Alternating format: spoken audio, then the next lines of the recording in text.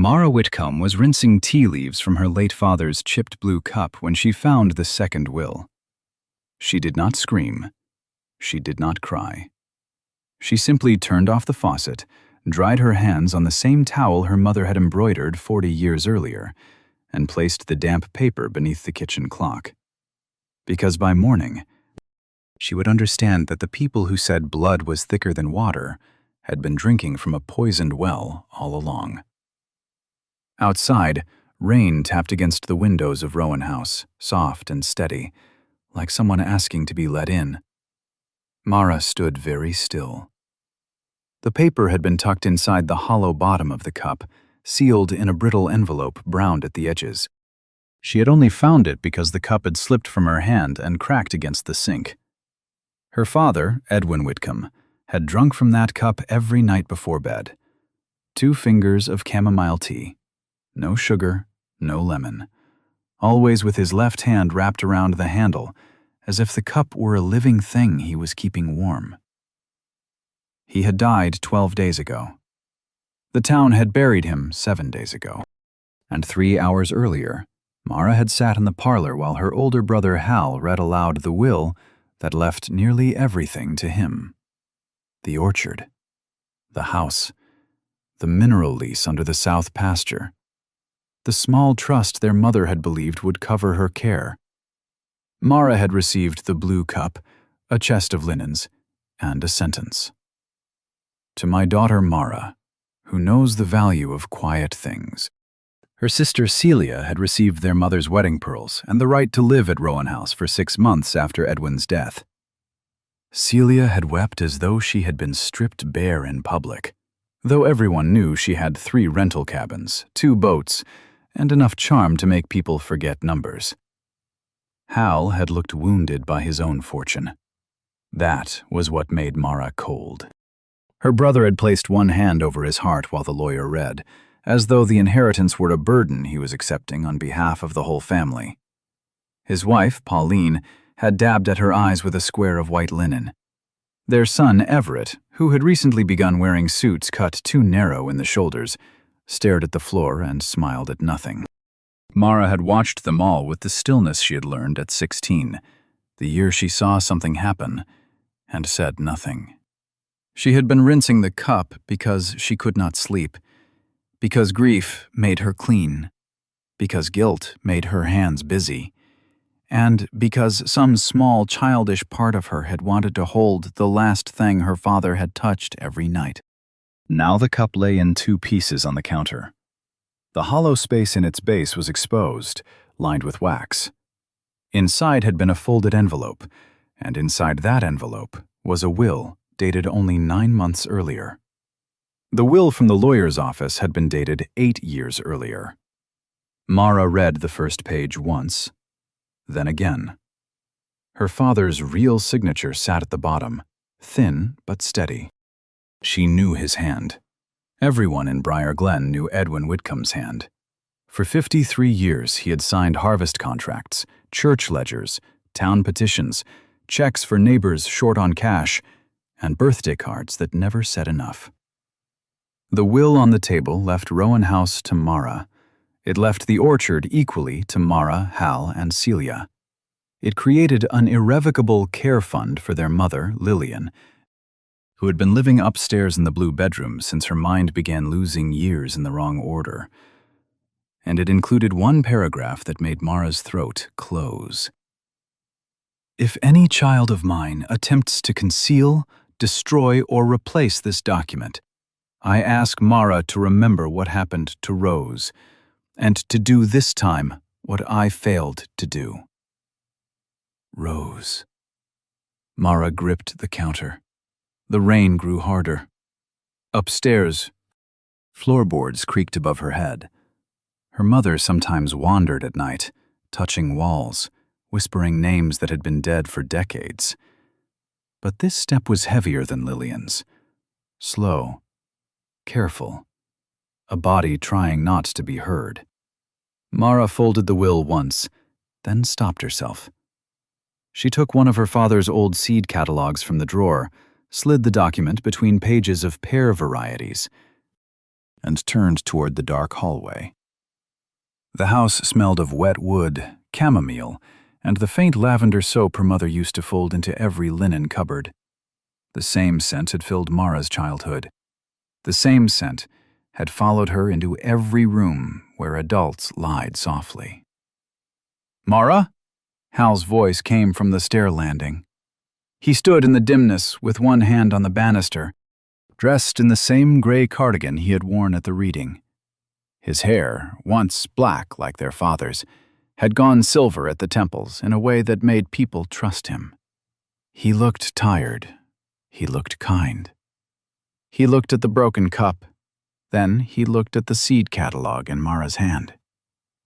"I heard something break," he said. Mara felt the old reflex rise in her, the one that had ruled most of her life. Say nothing.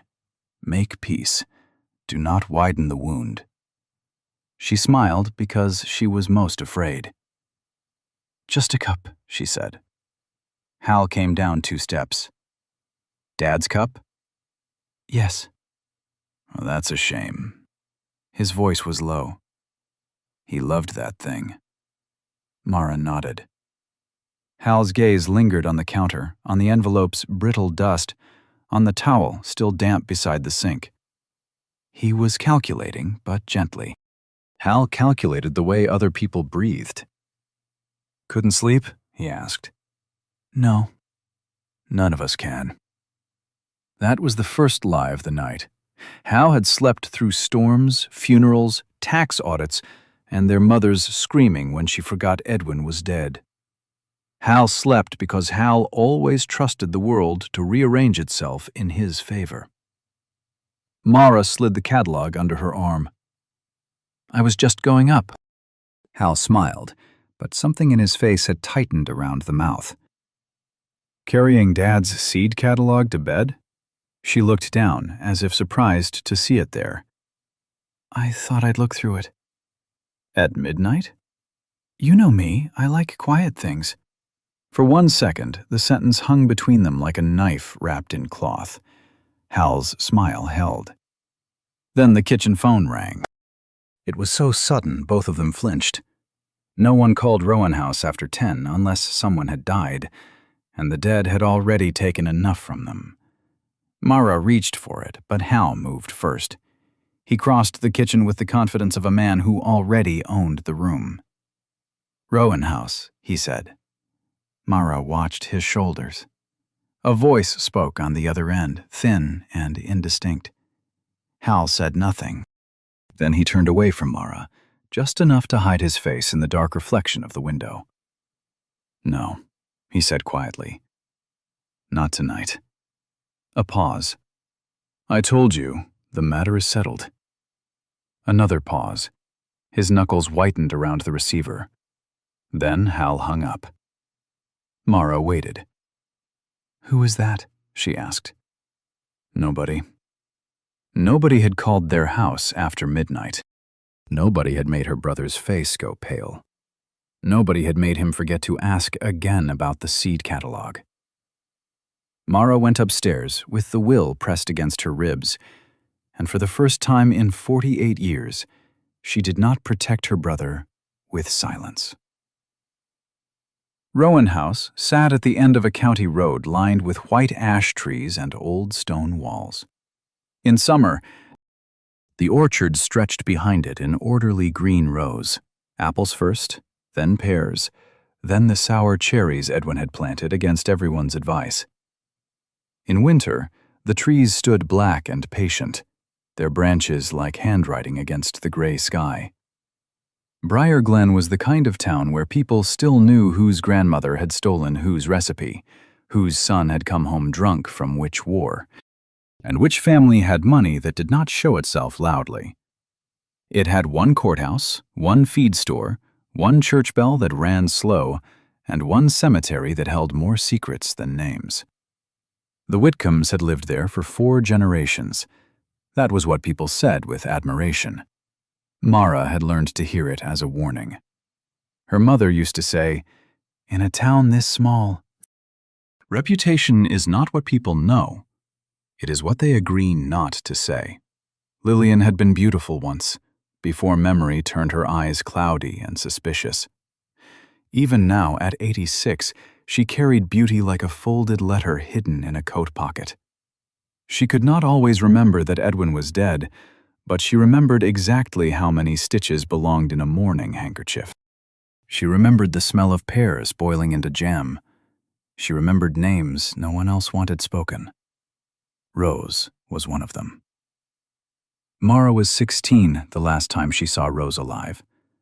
Rose Whitcomb had been Edwin's younger sister, 23, bright, impulsive, and poor in the way only women in good families could be poor. Poor because they owned nothing. Poor because their labor was called love. Poor because the men around them called every asset by the family name and every sacrifice by a woman's. Rose had lived in the small cottage beyond the south pasture. Mara had adored her. Rose wore red scarves, drove too fast, and taught Mara to whistle through her fingers. She smelled of cedar smoke and peppermint candies. She laughed loudly enough to upset churchwomen. Then, one November, Rose vanished from Briar Glen. The official story was simple. Rose had taken money from her father's estate, forged Edwin's name on a timber sale contract, and run away before charges could be filed. Mara's grandfather had died earlier that year, leaving confusion behind him like a second corpse. Edwin inherited Rowan House. Rose inherited shame. Everyone said Rose had always been wild. Everyone said Edwin had been merciful not to involve the sheriff. Everyone said silence was kindness. Mara knew something else. She knew because one afternoon she had been sent to the cellar for jars and had heard Edwin and his father's old lawyer arguing in the parlor. The lawyer, Mr. Vale, had said, "This signature is not hers." Edwin had said, "It must be." Mr. Vale had said, "Then why is your wife's brother asking about the timber money?" There had been a crash, a glass breaking. Then Edwin's voice, low and frightened. "Rose can survive disgrace. Lillian cannot survive scandal." Mara had crouched behind the cellar door, a basket of empty jars cutting into her arm, and understood only enough to be afraid. Later, Rose came to the house, pale and shaking. She saw Mara in the hallway and whispered, "Tell him you heard. Tell your father what you heard." But Edwin appeared behind her, and Mara closed her mouth. She remembered Rose's face when the silence landed. Not anger. Recognition. As if Rose had always known the family would choose the house over her. 3 days later, Rose was gone. A month after that, Lillian's younger brother, Victor Dane, left town too. People said coincidence. People said business. People said many things with relief. Mara told herself for decades that she had been a child. She told herself Edwin had known more than she did. She told herself silence had spared her mother. Then she became a woman who filed other people's probate records at the county courthouse, and every time she stamped a document, she heard Rose whisper, "Tell him you heard." That was Mara's wound. No one saw it because she carried it neatly. She became useful. She became calm. She became the family member everyone trusted with keys, dates, medication lists, funeral flowers, insurance papers, and the truth only when it was already too late to change anything. At 64, Mara believed there were no surprises left in Rowan House. She was wrong. The morning after she found the second will, she woke before dawn in the narrow guest room where she had been sleeping since Edwin's stroke. She had not slept more than 2 hours. The seed catalog lay beneath her pillow, warm from her body, heavy with the document inside it. Rain had stopped. The house was gray and breathless. From downstairs came the metallic clink of Pauline arranging breakfast dishes. Pauline believed grief required presentation. Coffee in the silver pot, toast points, cloth napkins, a bowl of peeled oranges no one wanted. Mara, dressed in navy slacks, a cream sweater, and the small gold watch her father had given her when she retired from the courthouse. The watch had stopped at 2:17 during the night. She wound it carefully, listening to its tiny clicks. A visible action, a private ritual. She always wound clocks when she was trying not to remember. When she entered the kitchen, Hal was already there, reading the Briar Glen Gazette, though no edition came out on Thursdays. Celia sat by the window. Smoking a cigarette she was pretending not to smoke. Pauline buttered toast. Everett leaned against the pantry door, scrolling through his phone. They all looked up at once. That was the second detail.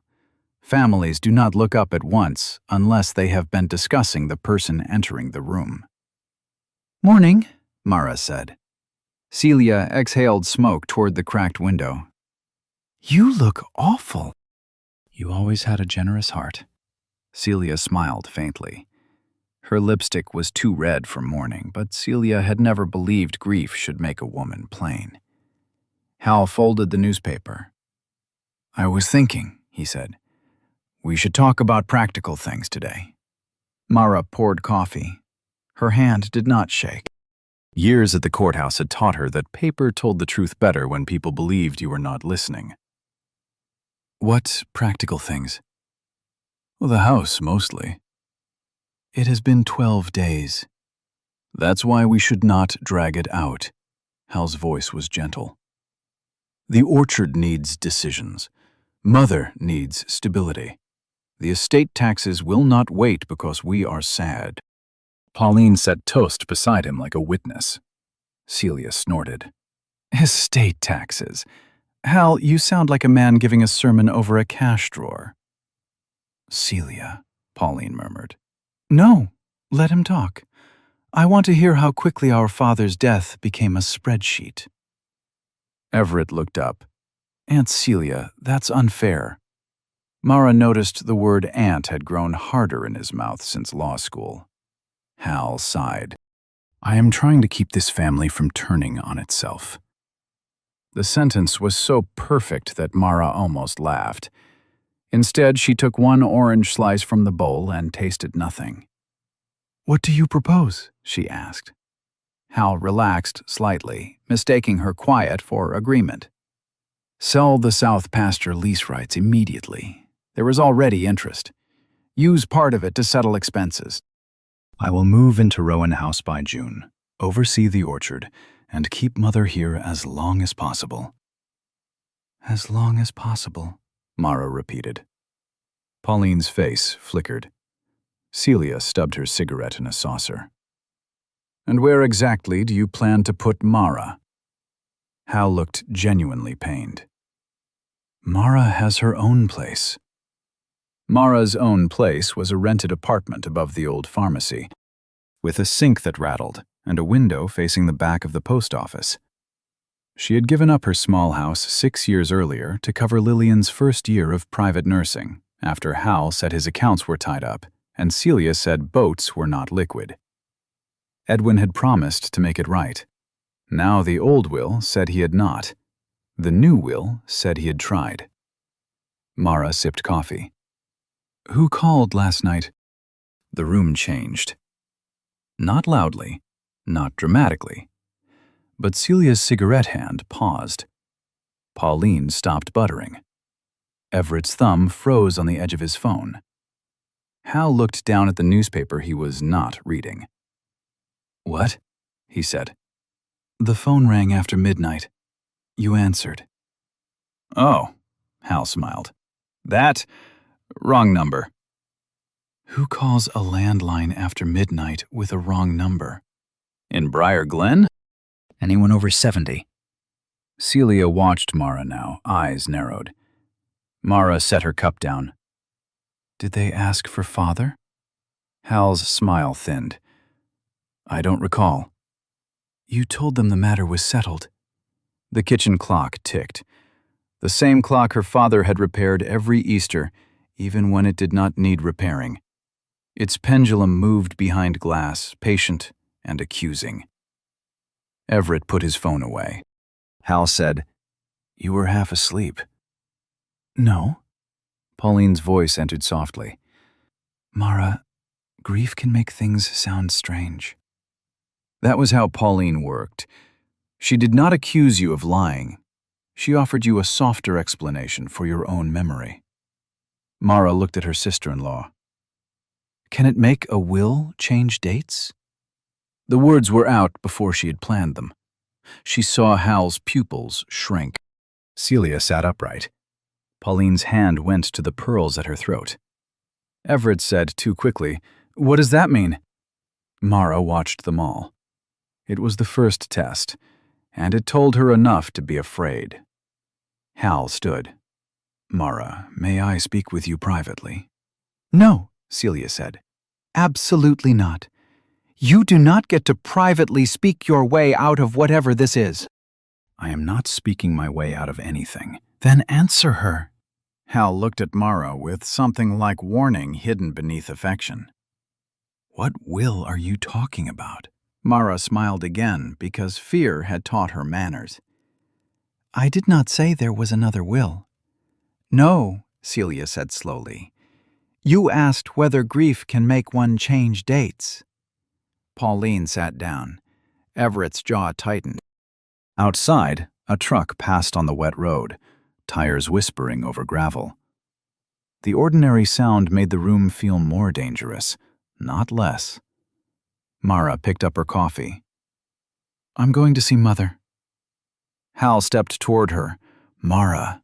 She did not stop. Upstairs, Lillian was awake, sitting in bed with a brush in her lap. Her white hair fell loose around her shoulders. The blue bedroom smelled of talcum powder, lavender soap, and the medicinal sweetness of old age. Lillian looked at Mara, then past her. "Is Rose downstairs?" Mara stopped in the doorway. Her mother's mind often slipped backward, but not usually there. Not to Rose. The family had spent 48 years stepping around that name. "No, Mama." Lillian frowned. "She said she would come before the rain." Mara walked to the bed and took the brush. "Let me help." Lillian turned obediently, and Mara began drawing the brush through her hair. The strokes calmed them both. When Mara was little, Lillian had brushed her hair 100 times every Sunday night, counting softly. Now Mara counted in silence. At 37, Lillian whispered, "Your father hid things in cups." Mara's hand froze. "What?" Lillian looked toward the window. "Edwin thought I didn't know. Men always think a woman is blind if she is tired." Mara set the brush down. "Mama, what did he hide?" Lillian smiled with a young woman's bitterness. "Proof." Mara leaned closer. "Proof of what?" But Lillian's face had already changed. The present washed over her in pieces. Her eyes filled. "Where is Edwin?" Mara closed her own eyes. The third detail had arrived before breakfast. Her father had hidden proof before, not just once, and maybe not only for Mara. By noon, Hal had arranged for the estate lawyer to return to Rowan House. That frightened Mara more than if he had shouted. Attorney Simon Greer had practiced law in Briar Glen for 30 years out of a narrow brick office beside the courthouse. He had soft white hands, rimless glasses, and a voice like warm milk. He had drafted the old will 8 years earlier, the one Hal had read in the parlor. He arrived with his leather satchel and a raincoat still damp at the shoulders. He greeted everyone by name, including Lillian, who called him Mr. Vale. The name made Mara look up. Simon smiled patiently. "No, Mrs. Whitcomb. Vale was before my time." Lillian patted his hand. "Lawyers are always before someone's time." They gathered again in the parlor. Edwin's chair sat empty by the fireplace. No one had moved it yet. The cushion still held the faint indentation of his body. and beside it stood the little table where he kept his tea, his reading glasses, and whichever seed catalog he was pretending not to mark with a pencil. Mara had hidden the new will inside her coat lining before coming down. She had also taken photographs of every page with her old phone, uploaded them to 3 places, emailed them to herself, and printed one copy using the dusty printer in Edwin's study while Hal was outside, pretending to inspect the north fence. Silence had wounded Rose. Documentation might save Mara. Simon Greer sat on the sofa, opened his satchel, and folded his hands. Hal tells me there may be confusion. Celia leaned back. That is one word. Hal stood by the mantel. Pauline sat near him. Everett stood behind his father, arms crossed. Mara took the chair opposite Simon. There may be another will, she said. Simon's face did not move enough. A good lawyer would show surprise. A guilty lawyer would show too much surprise. Simon showed neither. He simply removed his glasses and polished them. Maybe. Yes. Do you have it? Not with me. Hal exhaled sharply. Mara. She looked at Simon. If a later will exists, properly signed and witnessed, it supersedes the earlier one, correct? In general terms, yes. And if someone concealed it?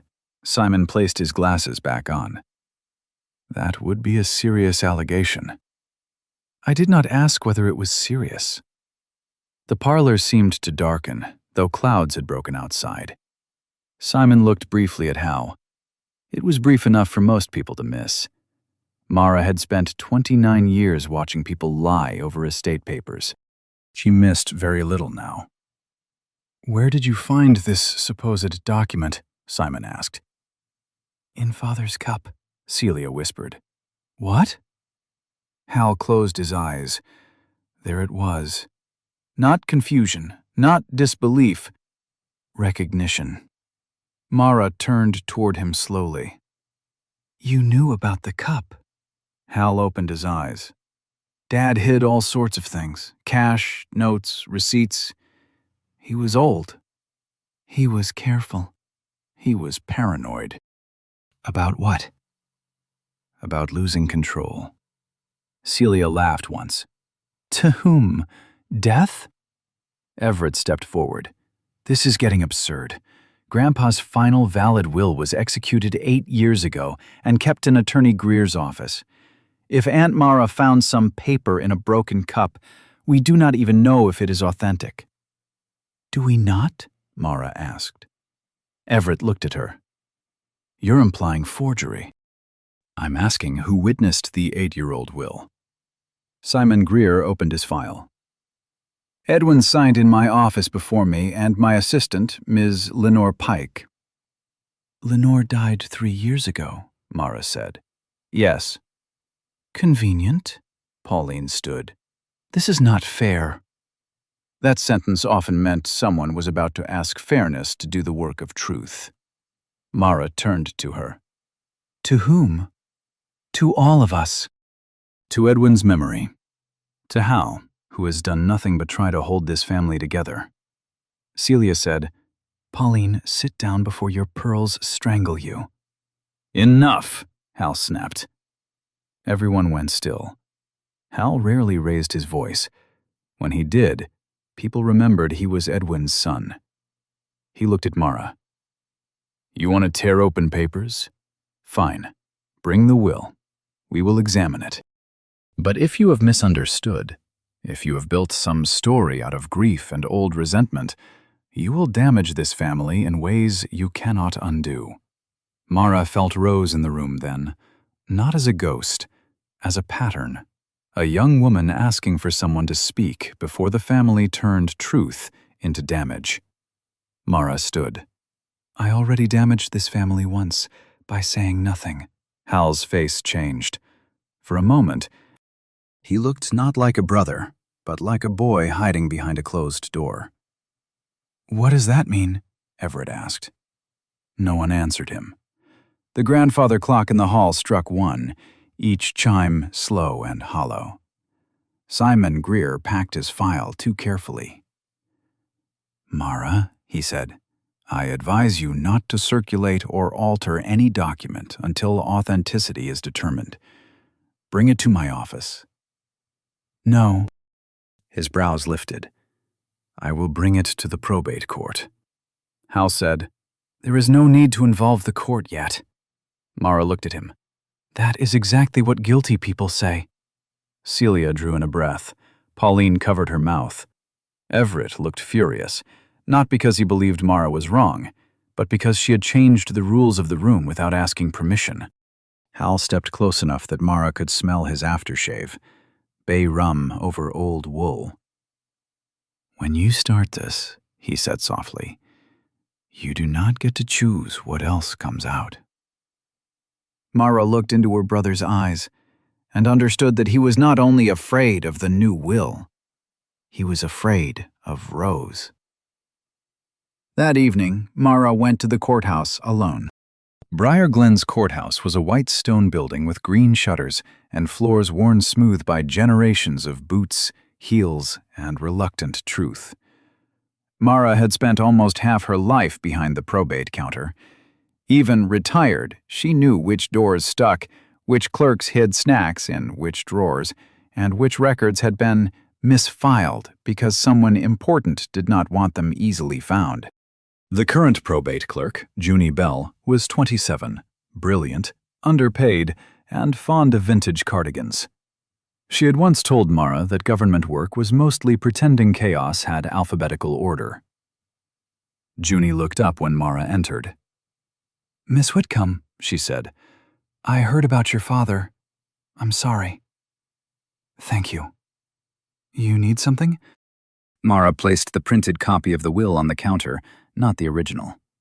Junie's expression sharpened as she read the first page. "Is this filed?" "Not yet." "Do you have the original?" "Yes, not here." Junie looked up. "That was not my question." "I know." Junie glanced toward the hallway, where Simon Greer's office was visible through an old glass pane across the square. "Is this going to be ugly?" "It already is." Junie drew the copy closer and lowered her voice. "You know I cannot give legal advice." "I taught you that sentence." "And you also taught me that when somebody brings in a document after a will reading, I should tell them to get independent counsel, preserve the original, and make time-stamped copies." "I have." "Good." Junie hesitated. "Who benefits under the older will?" "My brother." Junie's eyes softened. That softness was dangerous. Pity could make people careless. Mara said, "Do not be kind. Be correct." Junie nodded once. "I can log that you appeared with a copy of a purported later will and requested information on filing a caveat. I can give you the forms. I can also tell you that if you have reason to believe a document has been suppressed, the judge will want a chain of custody." "I found it in Father's cup." Junie stared. Mara almost smiled. "You may write household object." Junie did not laugh. She looked over the copy again. "Witnesses are Daniel Mercer and Anya Rios." Mara had noticed the names. Daniel Mercer owned the Orchard Supply Store. He was 71, half-deaf, and famously unwilling to take sides in any conflict unless one side was late paying him. Anya Rios had been Edwin's night nurse after the stroke, quiet, observant, and gone from Briar Glen 2 months before Edwin died. Mara said, "Do you know where Anya went?" Junie shook her head. "No, but there may be something." She turned to her computer, typed, paused, typed again. "This is strange." The word entered Mara's body like cold water. "What?" Junie leaned closer to the screen. "Your father filed something here 11 months ago. Not a will. A sealed affidavit. About what? I can't open sealed records without a judge's order." "Who filed it?" "He did. In person." Junie's eyes moved across the screen. Witnessed by Judge Albright's clerk, indexed under estate-related protective statement. Mara frowned. That category is rarely used. Almost never. Junie looked at her. There's a note. What note? Junie read softly.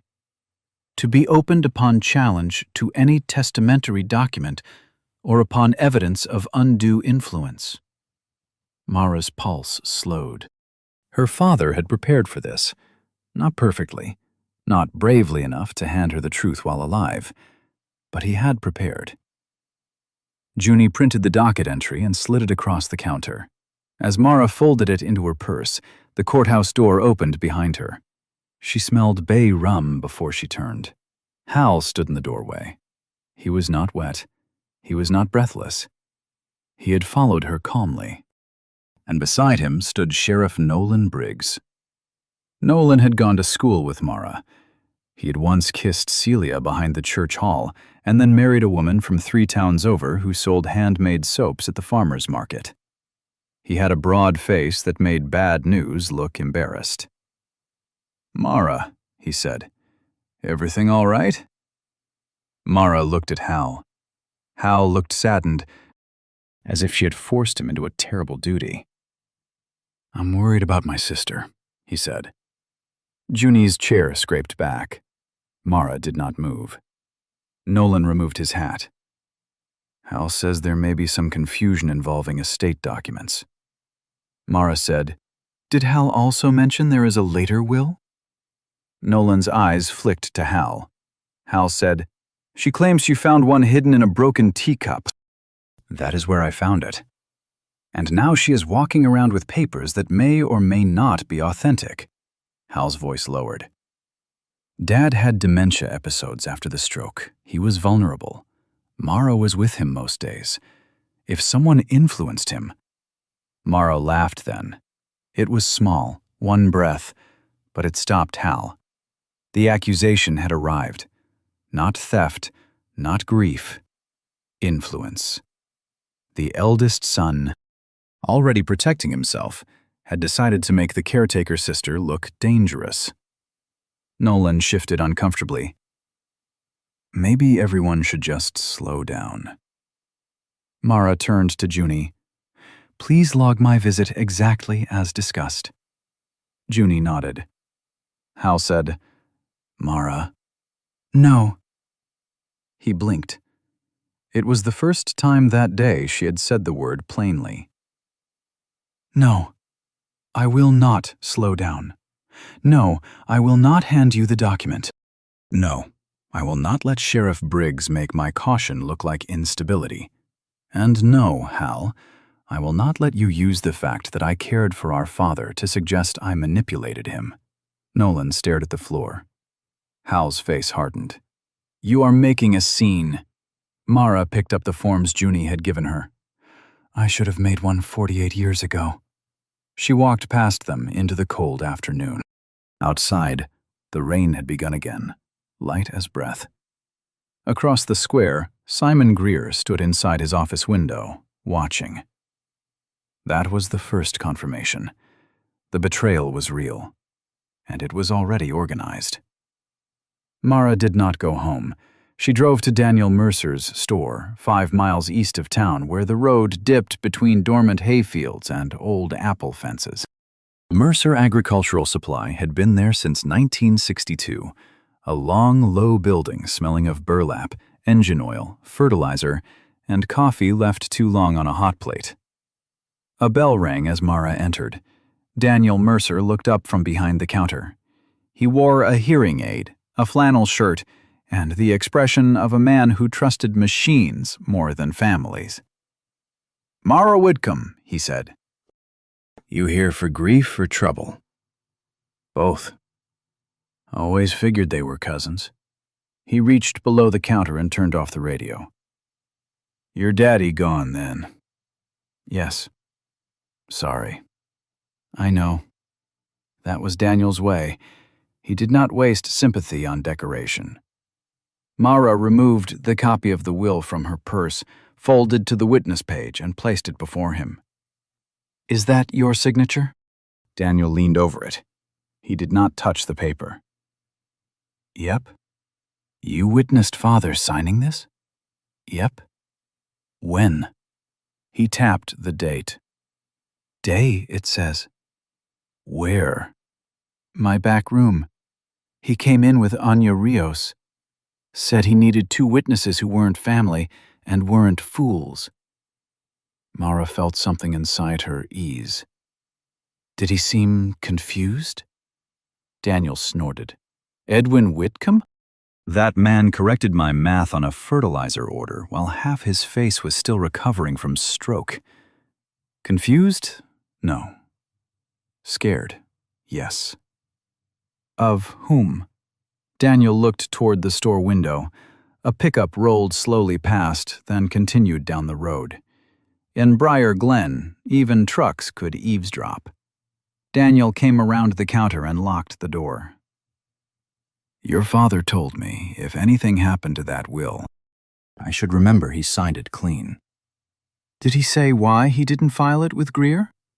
Daniel's mouth twisted. Said he no longer trusted Greer's office.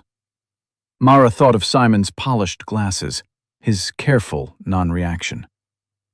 What else did he say? Daniel opened his mouth, then shut it. He looked older suddenly. Mara, your father and I were not friends. Not exactly. We did business. We had history. What history? Daniel rubbed his jaw. My sister worked for the Danes years ago, before she died. She heard things after Rose disappeared. The room seemed to lose air. Mara whispered, What things? Daniel shook his head. No, not yet. I've got papers at home. Your father asked me to hold them. I didn't want to get involved while he was alive. Cowardly, maybe. But I've buried a wife and a son, and I have no appetite for Whitcomb storms. Daniel. He looked at her then, and she saw guilt under his stubbornness. Come tomorrow morning, 9. I'll give you what he left. Why not now? Because my house has been broken into twice this month. Mara went still. What was taken? Nothing I could prove. He unlocked the door, but the drawer where I keep old contracts had been opened. Did you call Nolan? Daniel gave her a look. Nolan Briggs eats Sunday dinner with Hal's family twice a month. That sentence did not accuse, it explained. Mara folded the copy. Tomorrow at 9, she said. Daniel nodded. And Mara? She turned. If your brother asks, you and I talked about pruning shears. Did we? Not yet. But we can. For the first time since finding the will, Mara nearly smiled. She left with the smell of oil and burlap clinging to her coat. Halfway back to town, her phone rang. Celia. Mara let it ring twice before answering. Where are you? Celia demanded. Driving. Hal is telling people you're unwell. Already? He started with Pauline. Pauline started with the church ladies. The church ladies started with God and worked down from there. Mara turned on her headlights as the sky darkened. What exactly is he saying? That you've been under strain, that you were alone with Daddy too much, that you found something that may be fake, that you've always been haunted by Aunt Rose. Mara tightened her hands on the wheel. Celia's voice softened. Are you? Yes. The honesty silenced them both. Then Celia said, Good. Maybe she should haunt somebody. Mara almost missed the turn. Celia, what? Did you know Father had written another will? A pause. Rain ticked against the windshield. No, Celia said. Mara closed her eyes for 1 second too long. Then Celia added, But I knew he wanted to. Mara pulled over near the old covered bridge. What does that mean? It means Daddy called me last winter. He was upset. He asked whether I thought Hal had become like grandfather. Mara could hear Celia breathing smoke into the phone. What did you say? I said Hal had become like everyone in this family who confuses possession with love. Why didn't you tell me? Because I thought he was just old and sad. Because I didn't want another fight. Because I am a coward in lipstick. Choose one. Mara leaned her head back against the seat. Celia's voice dropped. There's more. Of course there is. Mother said something today after you left. She thought I was Rose. Mara stared through the windshield at the bridge, its wooden mouth dark as a tunnel. What did she say? She said, don't sign it. Rose. Victor already took enough. Mara felt the name like a hand on the back of her neck. Victor Dane, her mother's brother, the man who left town after Rose vanished, the man whose name had been clipped out of family stories so neatly that younger cousins knew him only as Lillian's troubled brother. Mara whispered, Celia, where is Victor? I don't know. Is he alive? Another pause. Mara, Celia said. That's the thing. Hal does. The phone clicked. Dead. Not disconnected by signal. Ended. Mara called back. No answer. She called again. Nothing. Then a text came from Celia's number. Do not come home yet. Below it, another message appeared. I found something in Mother's sewing box. Mara looked at the words until they blurred. Then headlights appeared in her rearview mirror. A vehicle had pulled in behind her at the covered bridge. Not close, just close enough.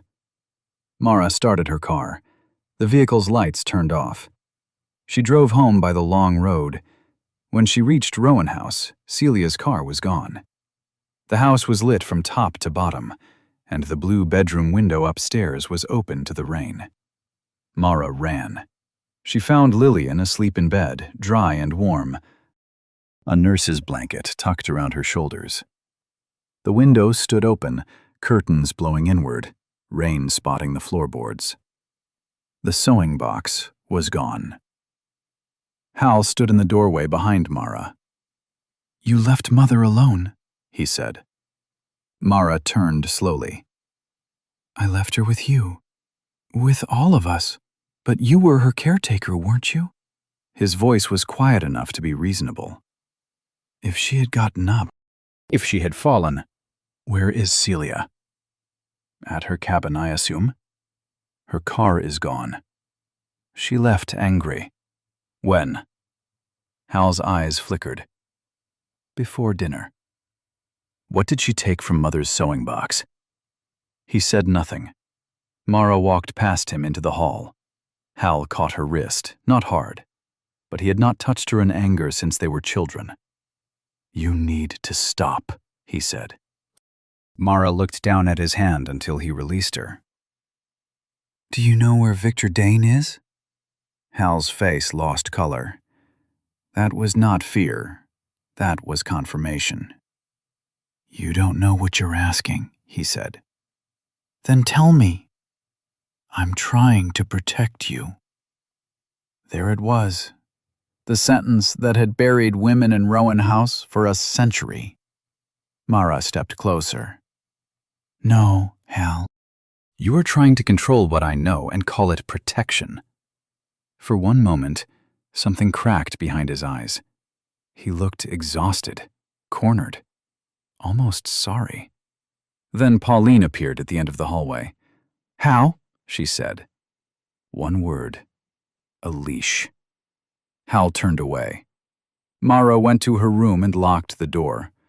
The seed catalog was gone from beneath her pillow. For 3 seconds, she could not breathe. Then she opened her coat lining and touched the original will still sewn inside. Her father had taught her something useful after all. Never hide the truth where grief tells people to look. The next morning, Daniel Mercer did not open his store. At 8:50, Mara stood outside Mercer Agricultural Supply with rainwater dripping from the awning. The lights were off. The door was locked. A handwritten sign hung crooked in the window. Closed due to family emergency. Daniel had no living immediate family. Mara knocked anyway. Nothing. She walked around back, shoes sinking into mud, past stacked crates and rusted equipment. The back door was closed, but not latched. It opened when she touched it. Inside, the storage room smelled of damp cardboard and fertilizer. Shelves lined the walls. A coffee mug sat on a workbench, half full. Beside it lay an envelope with Mara's name written in thick black marker. Her heart began to pound. She listened. No footsteps, no breathing except her own. She took the envelope and opened it. Inside was a single Polaroid photograph. It showed Edwin Whitcomb sitting at Daniel's backroom table, signing the will. Anya Rios stood behind him. Daniel stood beside him. On the table was the blue cup. A clock on the wall showed 4:12. The date had been written across the white border in Edwin's handwriting. Beneath the photo was a note from Daniel. If I am not here, do not trust Nolan. Ask Anya why Edwin said Rose came back once. Rose came back once. Mara read the line again. The store phone rang. She nearly dropped the envelope. It rang once, twice, 3 times. She did not answer. A truck door slammed outside. Mara slipped the Polaroid and note into her purse, went through the back door, and crouched behind a stack of apple crates. Voices entered the store. Hal's first. Daniel? Then Nolan Briggs. Back room's open. Mara pressed herself against the wet wood. Hal said, He wouldn't just leave. Nolan answered, Maybe he finally got smart. You said you talked to him. I said I warned him. Mara's skin went cold. Hal's voice sharpened. That is not the same thing.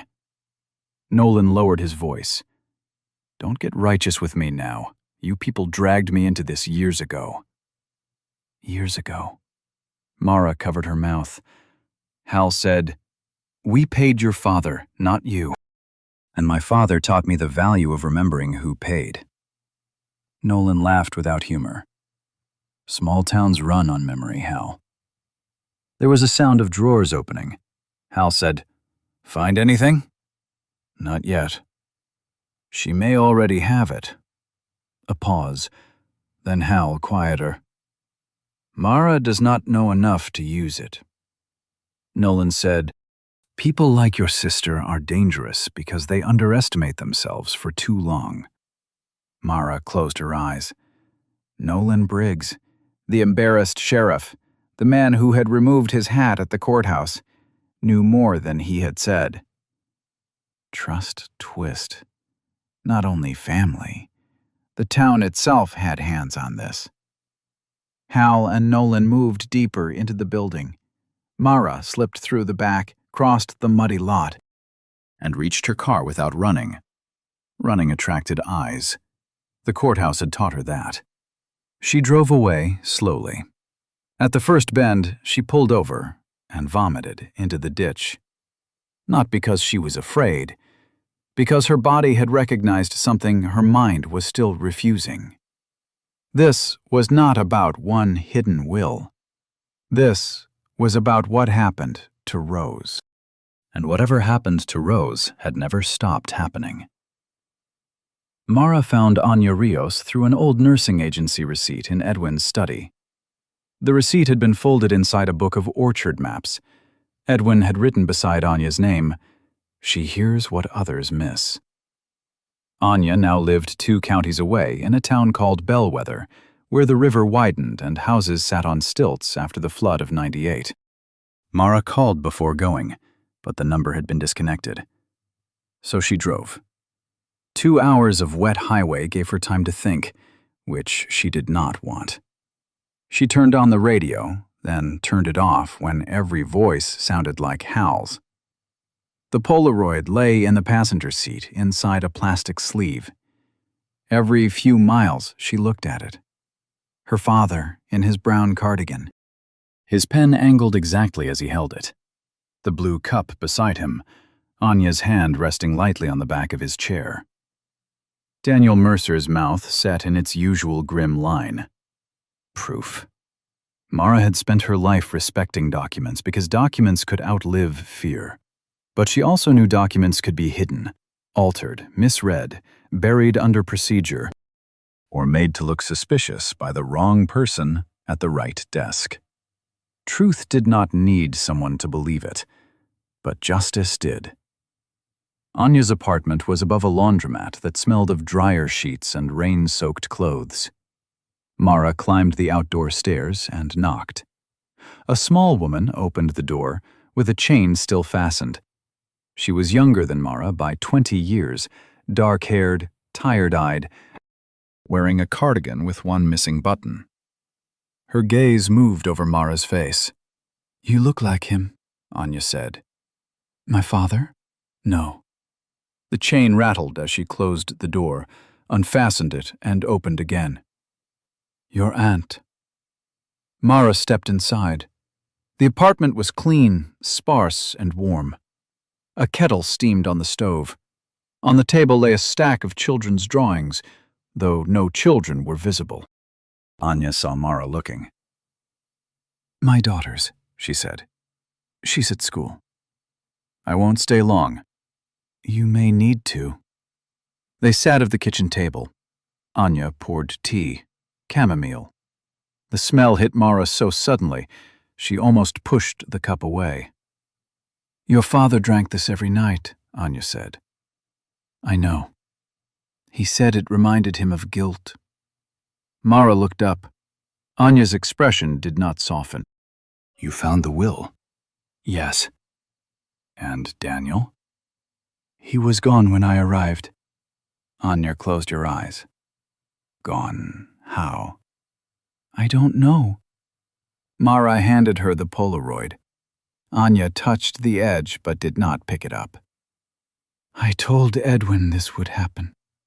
"What would?" "That they would wait until he was dead and then make you look unstable." Mara's throat tightened. "Who are they?" Anya looked toward the window. Below, dryers hummed through the floor like distant machinery. "Your brother, Mr. Greer, Sheriff Briggs, maybe others. In a small town, conspiracy does not always look like secret meetings. Sometimes it looks like favors." Mara thought of Pauline's church ladies, Everett's law school certainty, Simon's warm milk voice, Nolan's hat in his hands. "What did Father tell you?" Anya folded her hands. "He told me he had wronged his sister Rose. He said he let the family say she had stolen money when she had discovered someone else had. He said she came back one night after everyone thought she'd run away." Mara could not speak. Anya continued. "She was pregnant." The room tilted. Mara placed her palm flat on the table. "Rose?" "Yes." "With whom?" "Your mother's brother, Victor Dane." Mara saw the cellar door again, the basket of jars. Mr. Vale saying, "Why is your wife's brother asking about the timber money?" Anya said, "Edwin told me Victor had stolen from the estate and forged Rose's name. Rose found out. Victor threatened to say the child was Edwin's." Mara recoiled. "That's monstrous." "Yes. But no one would have believed that." Anya's silence answered. Briar Glen would have believed anything if the alternative required confronting a man with the right family name. "Lillian?" Mara whispered. "Your mother was already fragile then. Edwin said she had lost a baby that spring. Victor told him if Rose spoke, he would destroy Lillian with scandal. So Edwin let Rose take the blame. Mara felt the old wound open, not sharp, but deep. My father knew she was innocent. Yes. And I knew enough to say something. Anya leaned forward. You were 16. I was old enough for Rose to ask me. Anya did not argue. That mercy hurt. What happened when Rose came back? Anya's face changed. She brought the baby. Mara stopped breathing. A boy, Anya said. Only a few weeks old. She came to Rowan House during a storm. She begged Edwin to keep him safe because Victor had found her. Edwin panicked. He said if the child stayed, everything would come out. Lillian saw the baby and thought Rose had come to ruin them. No, I am telling you what Edwin told me. Mara covered her mouth. What happened to the baby? Edwin said Victor took him. Where? I don't know. Rose? Anya looked down. Your father believed she died that winter. Mara stood so abruptly, the chair scraped backward. Believed?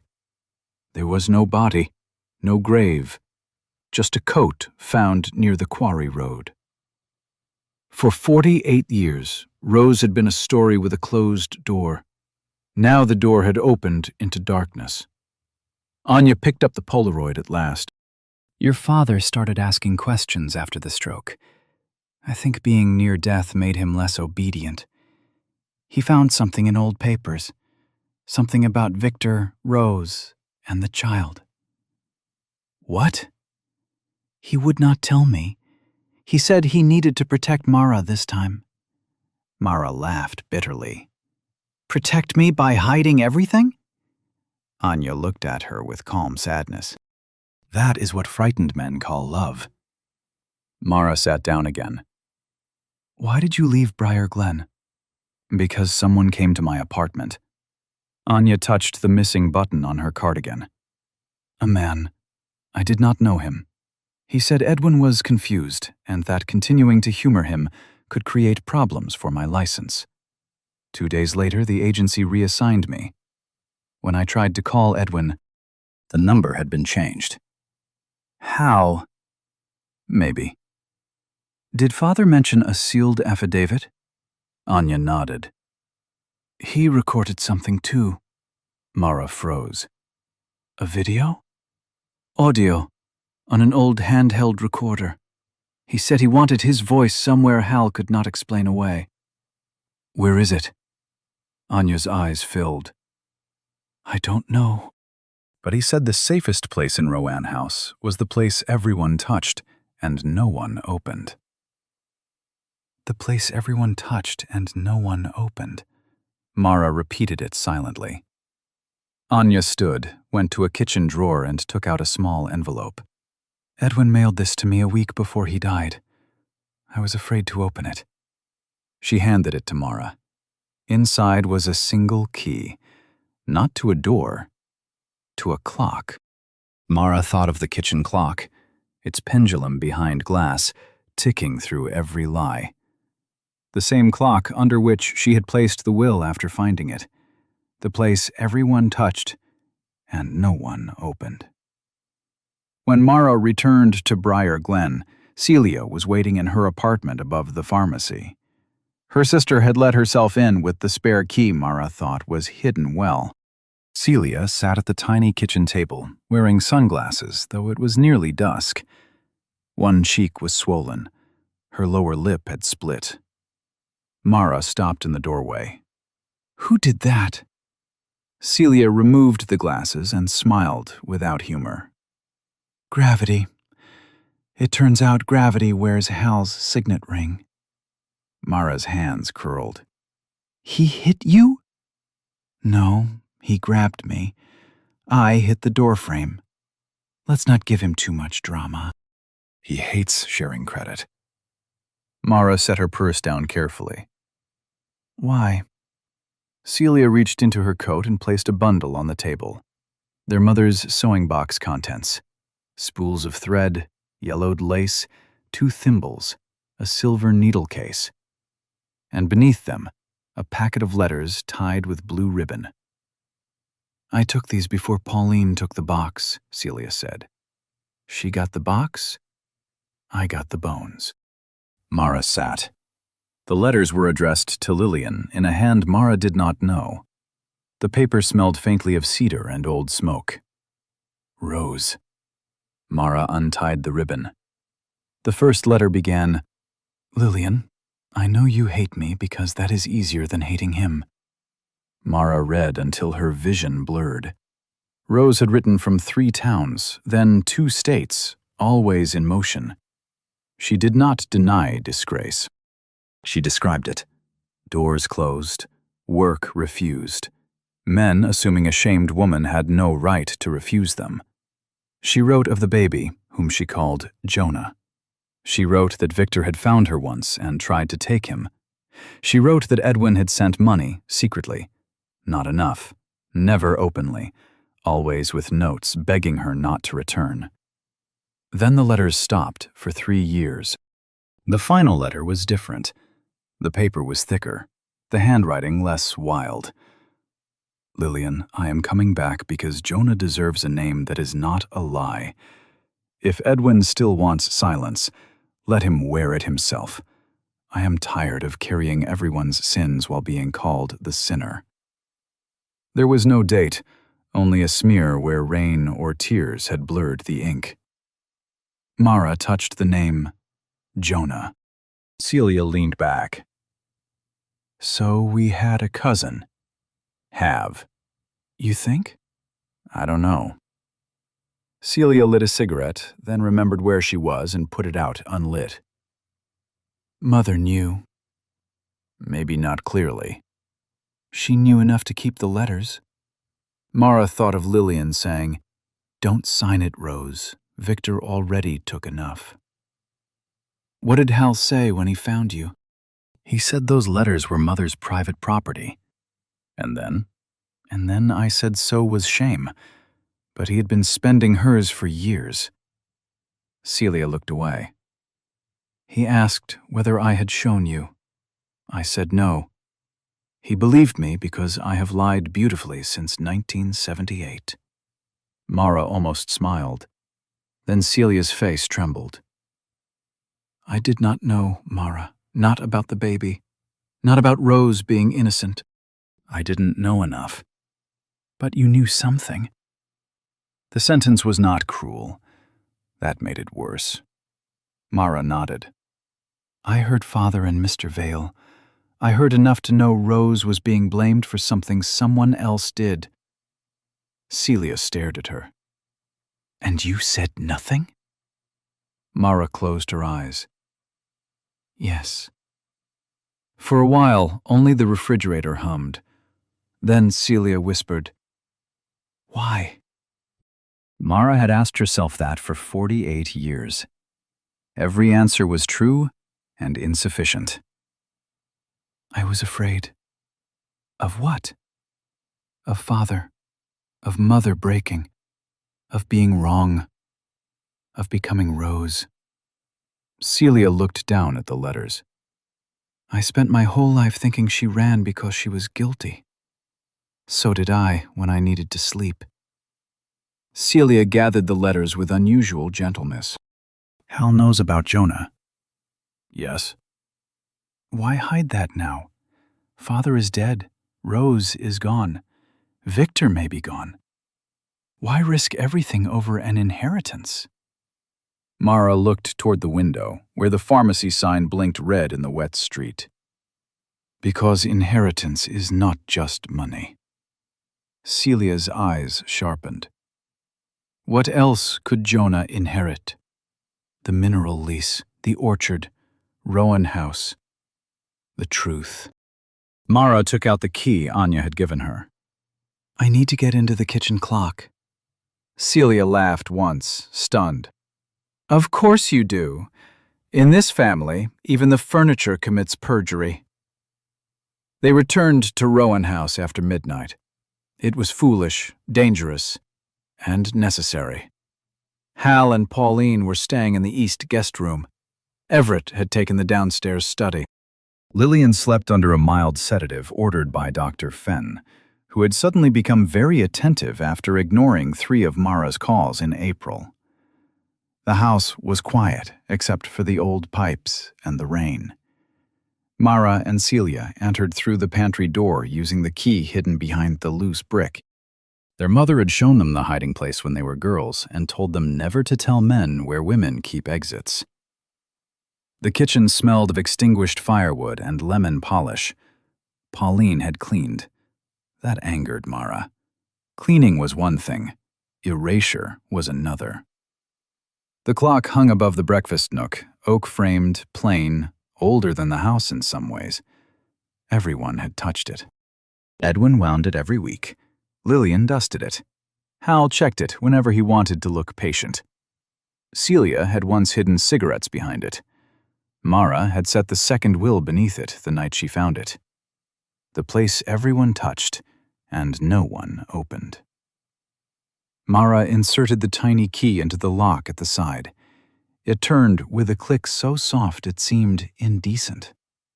The glass door opened. The pendulum swung, gold and steady.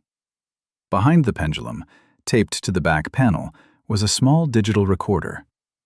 Celia whispered, "Daddy, you theatrical bastard." Mara removed it.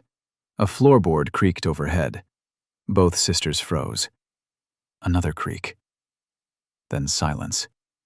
Mara slipped the recorder into her pocket. Celia closed the clock. They turned toward the pantry. The kitchen light came on. Everett stood by the doorway in a white t-shirt and suit pants, hair rumpled, phone in hand. He looked younger without his jacket. For 1 second, Mara saw the boy who used to pick sour cherries and pretend not to want praise.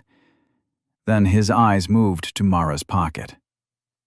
"What did you take?" he asked. Celia stepped forward. "A midnight snack." "Don't," Mara said. "Everett." He looked at her, and she saw conflict flicker. Not guilt exactly. Knowledge. "How much do you know?" she asked. His jaw tightened. "I know Grandpa was confused near the end." "No, you don't. I know you're trying to overturn a valid estate plan." "That sounds like your father." "It sounds like the law." Mara took a step toward him. "I worked probate before you learned cursive. Do not use law as perfume for theft." His face flushed. Celia murmured, "That was elegant." Everett's phone buzzed. He glanced at it. Mara saw the sender before he turned it away.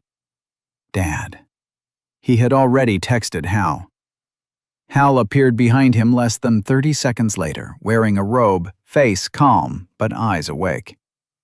"What are you doing?" Hal asked. Mara could have lied. She was good at lying by omission. The family had trained her well. Instead, she removed the recorder from her pocket and held it up. "Listening to Father." Hal's calm broke. "Give me that." Everett stepped between them.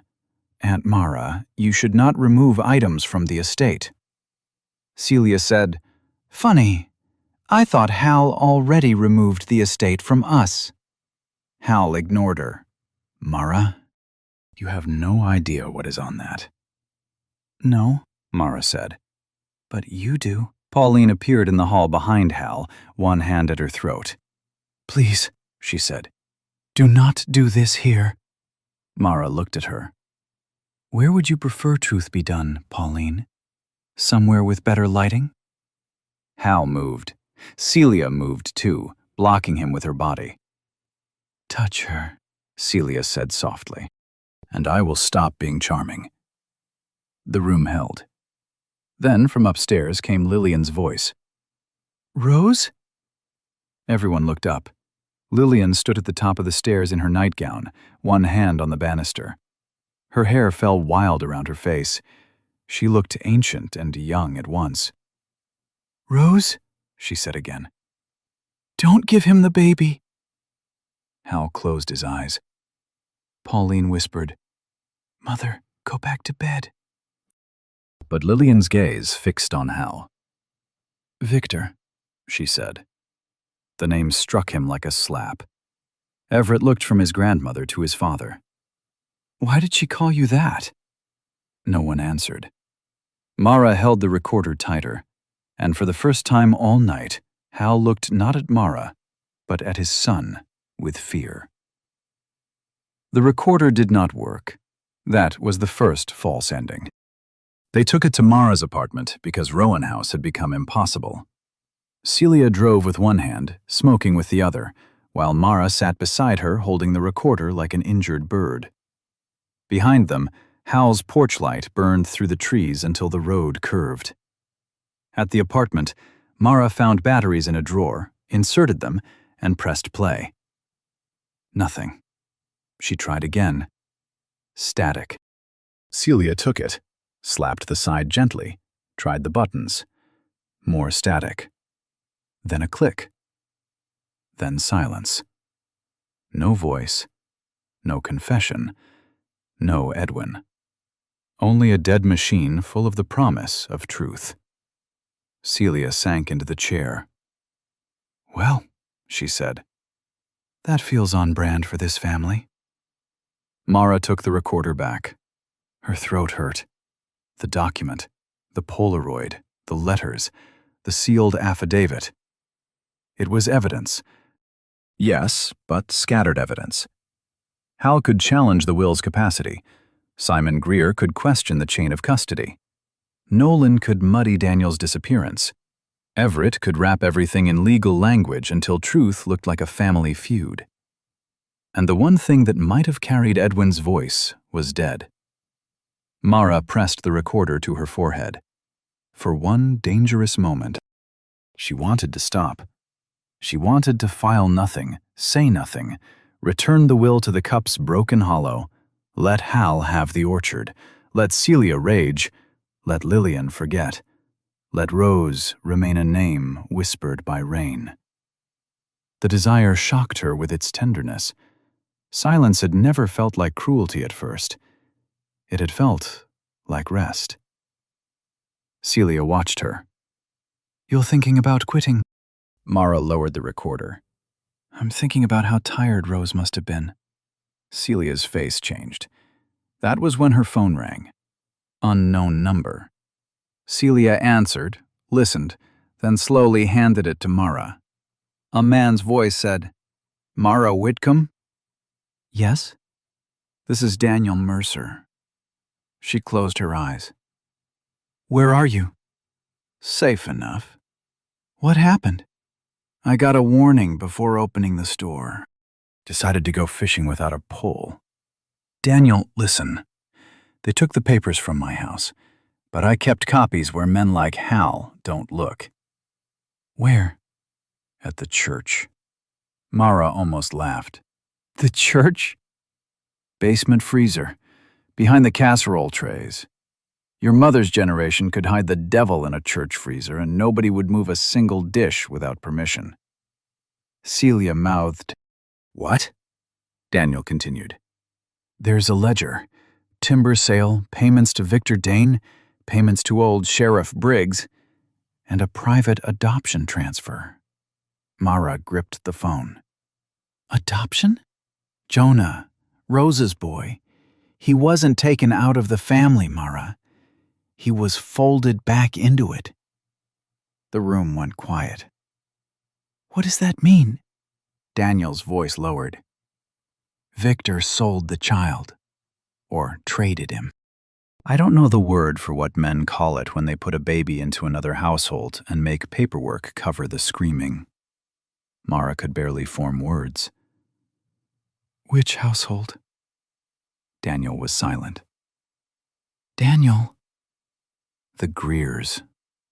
Mara sat down hard. Simon Greer. No, not Simon. Simon was in his late 50s, too young. Then she saw it. Mr. Vale, the old lawyer, had been before Simon's time. But Simon Greer's father had practiced law with him, a family legal dynasty.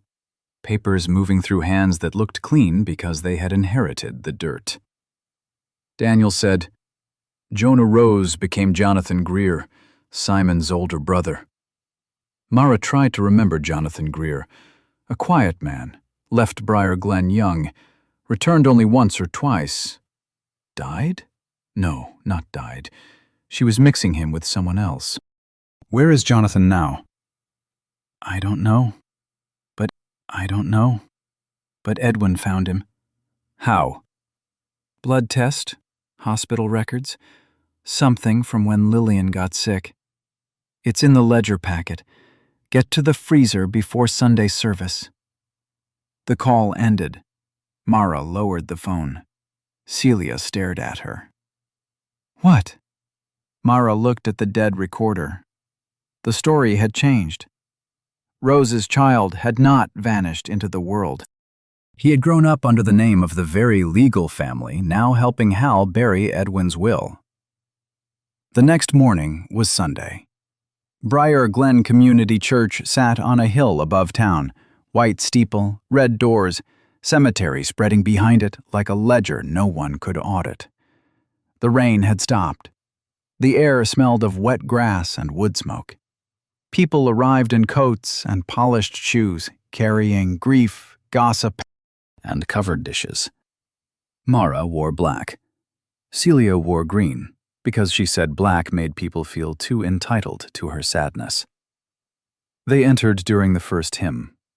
Faces turned, voices faltered. News had traveled. Mara could feel every whisper settle on her shoulders. Unwell, greedy, poor Mara, always strange after Rose. Hal stood in the second pew with Pauline and Everett. He looked at Mara across the aisle with a sadness so convincing that several people turned to see what she had done to deserve it. Simon Greer sat 2 pews behind him. Sheriff Nolan Briggs stood near the back. The whole room was a map of quiet power. Mara did not sit. She walked down the side aisle, through the small door beside the choir loft, and into the basement stairs. Celia followed. The church basement smelled of coffee, old carpet, waxed linoleum, and the faint metallic chill of freezers. Fluorescent lights flickered overhead. Long tables stood folded against the wall.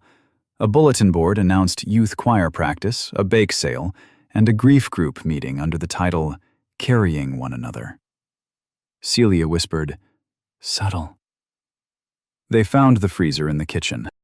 Inside were labeled casseroles, bags of ice, and a large foil tray marked, "For Founders Luncheon." Behind it, wrapped in brown paper, was a shoebox. Mara pulled it free.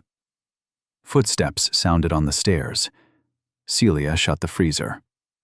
Mara shoved the box into the cabinet beneath the sink. The basement door opened. Pauline entered, alone. She looked at the 2 sisters and, for once, did not pretend surprise. "I thought you might come here," she said. Celia crossed her arms. "Did the Holy Spirit tell you or your husband?" Pauline's face was pale. "Mara, please listen to me." "No." "You need to understand what Hal is trying to prevent." Mara laughed softly. "Everyone keeps saying that." "Because it is true." "What is in the box, Pauline?" Pauline's eyes moved, just once, to the sink cabinet. Celia saw it too. "Well," Celia said, "that answers that." Pauline clasped her hands. "If you expose all of this, you will not only hurt Hal, you will hurt Everett. You will hurt Mother. You will hurt people who had no choice in what happened before they were born." Mara stared at her. "People like Jonah?" Pauline flinched. So she knew. Mara stepped closer. "How long?" Pauline's lips trembled. "How long have you known?" Mara asked. "Since Edwin's stroke." "Hal told you?" "No," Pauline swallowed. "Edwin did." That answer landed wrong. "What?" He called me into his study one afternoon when you were picking up Mother's prescriptions. He was crying. I had never seen him cry. He said Hal would not listen. He said he needed me to help him put things right. Mara's voice turned cold. And did you? Pauline looked down. I told Hal. Celia made a sound of disgust. Pauline's eyes filled. He is my husband. And Rose was my aunt.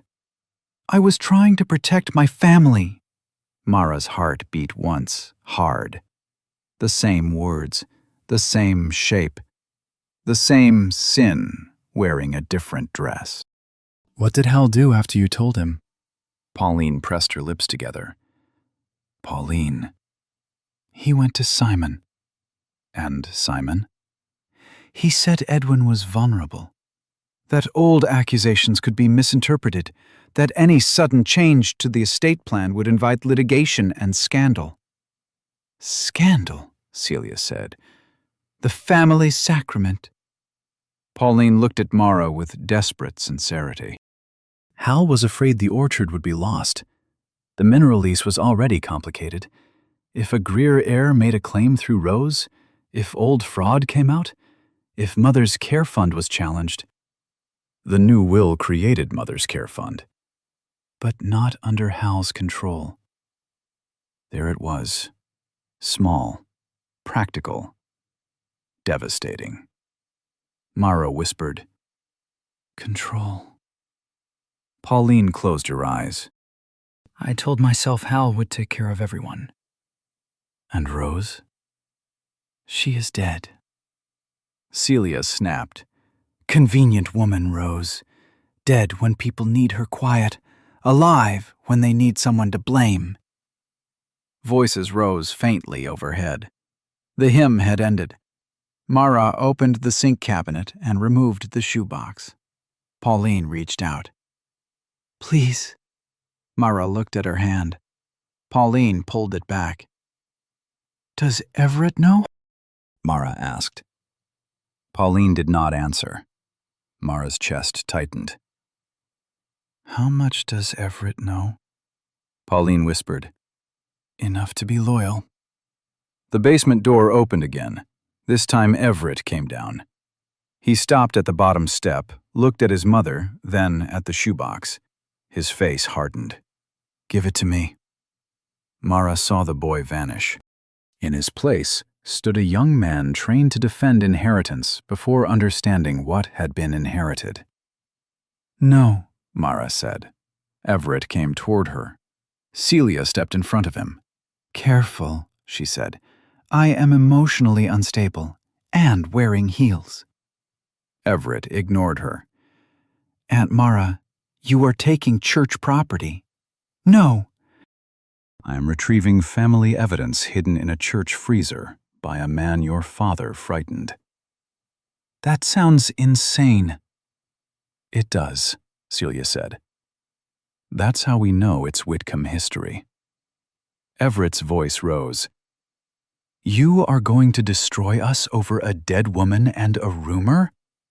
Mara looked at him. Rose had a child. Everett's expression flickered. He knew. His name was Jonah, she said. He was taken from her. Well, that has nothing to do with Grandpa's will. It has everything to do with it. No, his voice cracked. It has nothing to do with my father trying to keep this family from being ripped apart by old mistakes. Mara studied him. Old mistakes do not need threats, forged wills, missing witnesses, and a sheriff. Everett paled. Pauline whispered, Everett, stop. But he was already exposed. Mara said, What did your father ask you to do? He looked away. There was a power shift in silence. Celia spoke softly.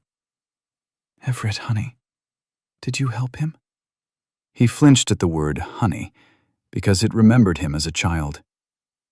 I drafted a memo, he said. Pauline covered her face. What memo? Mara asked. A capacity challenge. Just in case. His eyes filled with angry tears. Grandpa was vulnerable. Did you believe that? I believed my father. Those are different things. Everett looked at the shoebox. You do not understand what it's like to be the one expected to carry a name. Mara did. Rose had carried one until it crushed her. Lillian had carried one until her mind hid inside older rooms. Edwin had carried one until guilt hollowed him out. Hal had carried one and mistaken it for a crown. Mara opened the shoebox.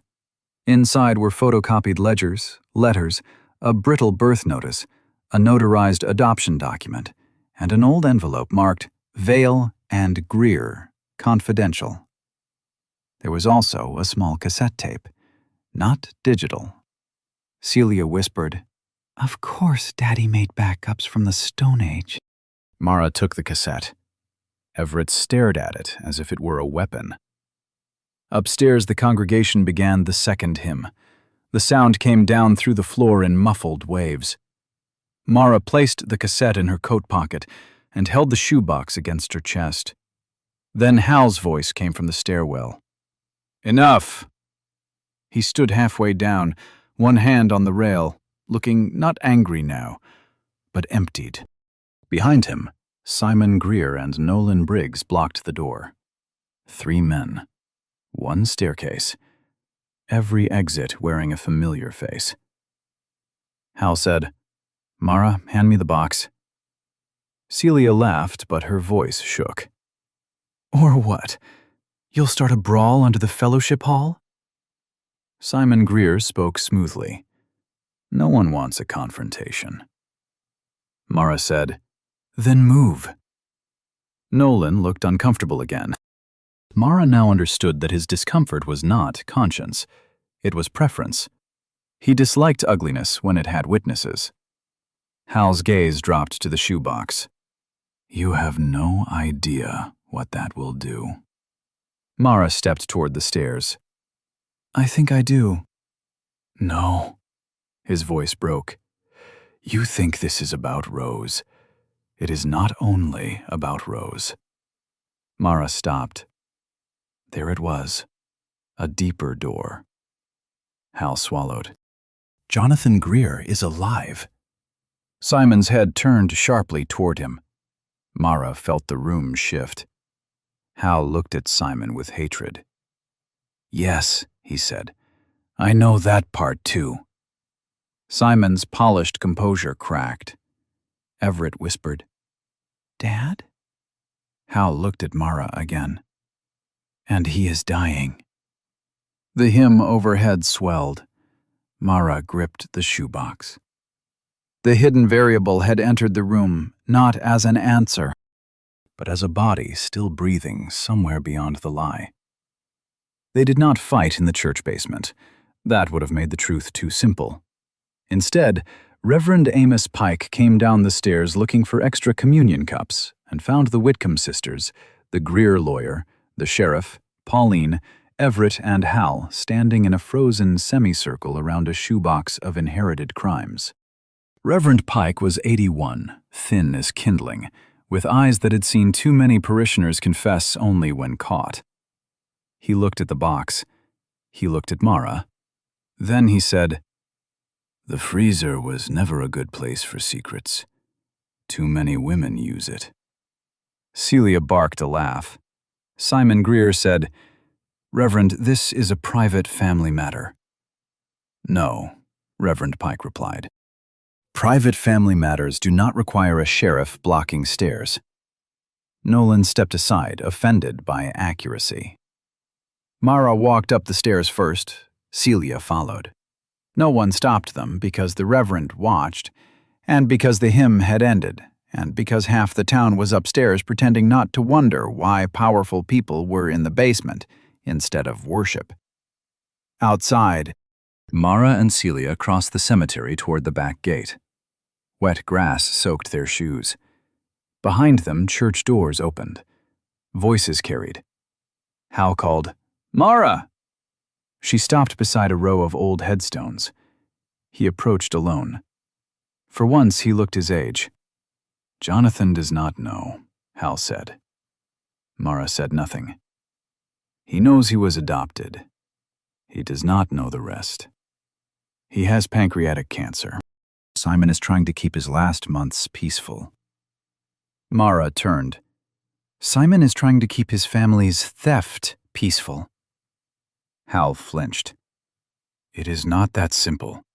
It never is. That's why cowards love complexity.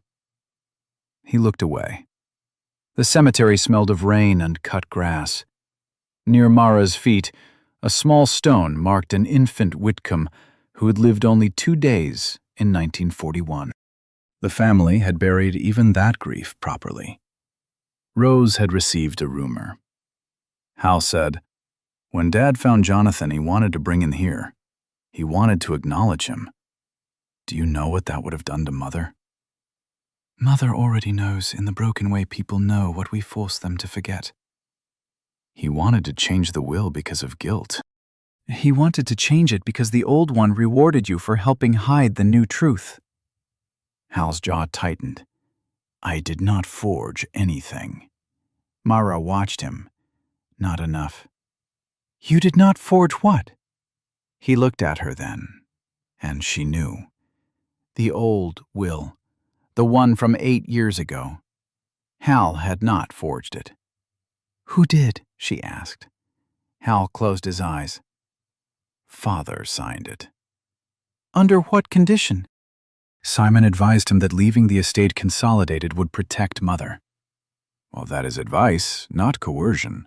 Hal opened his eyes. I told him if he split the orchard, Celia would sell. You would give your share away out of guilt, and Mother would end up in county care. That was cruel. It was true enough to work. Mara absorbed this. Not forgery, pressure. A family weapon sharpened with plausible concern. And the later will? Hal's face hardened again. I never saw it. Then how did you know about the cup?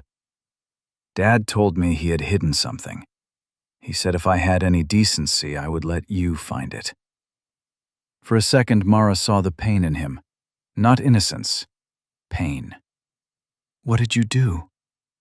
I searched his room, his study, the attic. I never thought of the cup. Because you never washed it. The sentence struck harder than she expected. Hal looked toward the road. I took care of this family in ways you never saw. Mara laughed softly. No, Hal. You took charge of this family in ways everyone was forced to see. His face flushed. Celia stepped beside Mara, shoebox in her arms. Hal looked at both sisters. If you file that, the estate freezes. Mother's care freezes. The orchard loan triggers review. Everett's position at Greer's firm is gone. Pauline's life becomes public humiliation. Jonathan spends his last months learning he was born from violence and paperwork. Is that justice? Mara had no immediate answer. That was the worst part. Hal saw it. His voice softened. You think speaking now fixes your silence then? It doesn't. It only spreads the wound. Mara looked at the cemetery. For decades, she had believed silence kept wounds contained. Now Hal offered the same lie with better vocabulary. But he was not entirely wrong. Truth would hurt people who had not chosen the original sin. Everett, Jonathan, Lillian, if her mind caught enough of it to suffer. Even Mara herself, who would have to become publicly what she had privately been, the child who heard Rose beg and stayed quiet. Celia touched Mara's arm. Do not let him make pain the enemy, she said. Pain is not the enemy. Lies are. Hal looked at Celia with something like betrayal. You always did enjoy burning things down. Celia smiled sadly. No. I enjoy seeing what survives fire. Mara took the shoebox from her sister. I am filing the will tomorrow. Hal's face emptied. And the rest? He asked. Mara looked toward the church where Simon Greer stood beneath the red doors, watching like a man seeing the past come uphill. "The rest depends on Jonathan." Hal frowned. Mara walked away before he could ask what she meant. That was the painful sacrifice, not revenge. Not yet. She would not expose Rose's son without giving him the choice Rose never had. Finding Jonathan Greer required no detective brilliance. It required Celia calling 3 women, Daniel calling 1 retired orchard foreman, and Mara searching an old hospital charity board article in the Gazette archives. Jonathan Greer lived in a small gray house near Lake Ansel, 50 miles north, where people with money went to disappear modestly. Mara went alone. Celia argued. Mara refused. Some truths could be carried by sisters, but some had to be handed from one witness to another without an audience. Jonathan answered the door with an oxygen tube under his nose. He was 61, tall but wasted thin, with Rose's eyes. Mara knew before he spoke. Not because blood announced itself like drama, but because his face held the same guarded brightness from the few photographs of Rose that survived. A person trained by pain to remain interesting so they would not be discarded. "Mr. Greer?" Mara asked. "Yes." "My name is Mara Whitcomb." He stared at her. Then he stepped aside. "I wondered when one of you would come." His living room smelled of antiseptic, old books, and tomato soup. A blanket lay folded on the sofa. Medical equipment hummed quietly in the corner. On the mantel stood photographs. Jonathan younger, hiking. Jonathan with a woman who had died or left. Jonathan with no children visible. Jonathan beside Simon Greer, both smiling with the distance of brothers who shared a name, but not ease. Mara sat in an armchair. Jonathan sat opposite her, moving carefully. "Simon knows you're here?" he asked. "No." "Good. He would tidy the room first." Mara placed the shoebox on the coffee table. Jonathan looked at it for a long time. "How much do you know?" she asked. He smiled faintly. "That is usually my question." "Were you told you were adopted?" "Yes. My parents told me when I was 12, after a boy at school said I looked like the wrong milkman. They said my birth mother was troubled and could not care for me. They said she wanted better for me." His voice did not change, but his fingers tightened around the blanket. "Did they tell you her name?" "No." Mara opened the shoebox and took out the birth notice. Rose Whitcomb, male child, unnamed. Jonathan stared at the paper. The room seemed to gather itself around his silence. "Her name was Rose," Mara said. A breath left him. "Rose," he repeated. "She was my aunt. And my mother." "Yes." He closed his eyes. For several minutes, neither spoke. Outside, wind moved through pine trees. The lake beyond the window flashed silver under a torn sky. Jonathan opened his eyes. Was she terrible? Mara felt the question break something in her. No. The word came too quickly, too fiercely. He looked at her. She was brave, funny, loud. She wore red scarves. She taught me to whistle. She was blamed for something she did not do. Jonathan turned his face toward the window. My whole life, people described her without describing her. Troubled, unfortunate, unfit. I used to imagine a woman with no face. Mara took out the letters. She had one. He touched the ribbon but did not untie it. Why now? My father died. He left a will that may return part of the estate to the people he should have protected. But there is more. Documents about what happened to you, about Victor Dane, about the Greer family's role. Jonathan laughed quietly. then coughed until pain bent him forward. Mara reached for the water glass. He waved her off, then drank. "Simon," he said. "He knows." "Yes, he has always known something. Not all. Enough. My father used to say certain children are rescued by discretion. I hated that word before I understood it." Mara looked down. "I need to know what you want." He smiled faintly.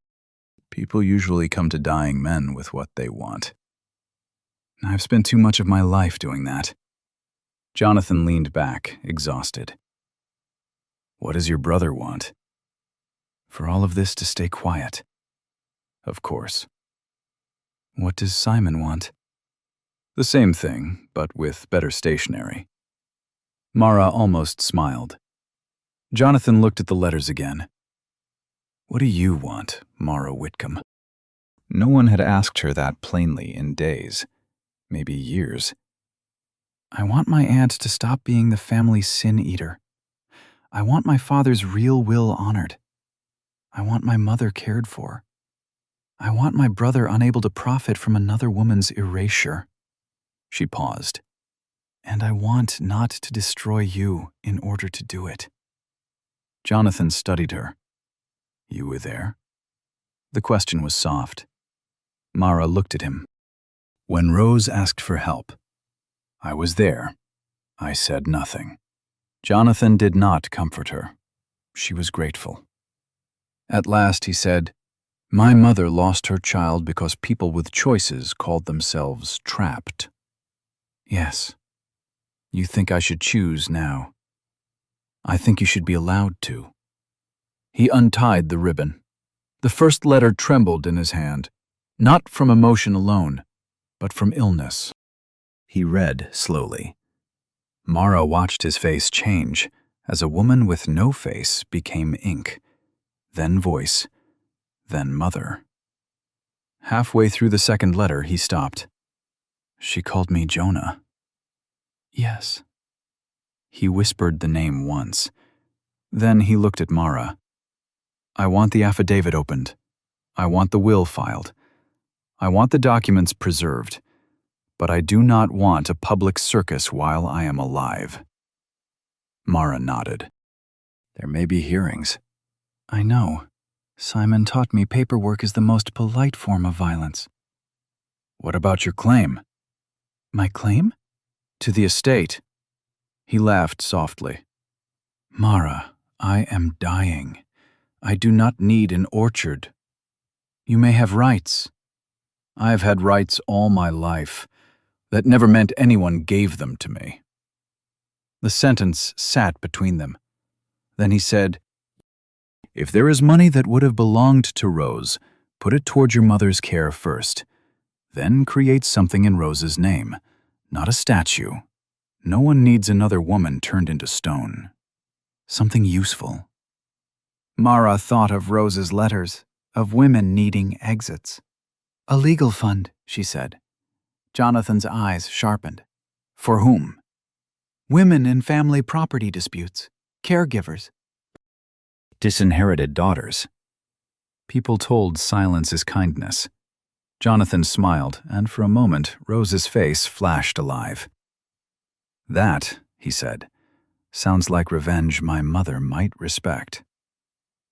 Before Mara left, Jonathan asked for one thing. "Leave the letters." Mara hesitated only because they were evidence. He saw it. "Photograph them, scan them, document everything. You are a probate woman. Be obsessive." "I already am." "Good." He touched the letters. "I would like to spend the afternoon with my mother." Mara drove back with an empty ribbon in her purse and a heavier heart than when she arrived. She had expected anger from Jonathan. Instead, he had given her instruction. The dead wanted truth. The living needed mercy. Justice would have to carry both without dropping either. On Monday morning, Mara filed the later will. She did it at 9:03 a.m., 3 minutes after the probate office opened, with Junie Bell behind the counter and Judge Albright visible through the glass door of chambers. The original document lay in an archival sleeve. The Polaroid copy was attached. Daniel Mercer's statement had arrived by courier at 8:45, notarized and smelling faintly of cigarette smoke. Anya Rios had sent an affidavit by overnight mail. Jonathan Greer had signed a limited statement acknowledging potential interest in the estate and requesting preservation of records related to his birth and adoption. Mara filed a petition to open Edwin's sealed affidavit. Then she walked outside and found half the town waiting without admitting it. People moved more slowly near the courthouse when scandal bloomed. They checked parking meters with exaggerated care. They greeted one another too brightly. They watched Mara descend the steps. Hal stood by the war memorial, Everett beside him. Simon Greer came out of the courthouse 2 minutes later, phone already to his ear. Nolan Briggs leaned against his cruiser and did not meet Mara's eyes. Celia arrived late, carrying coffee. "Did we win?" she asked.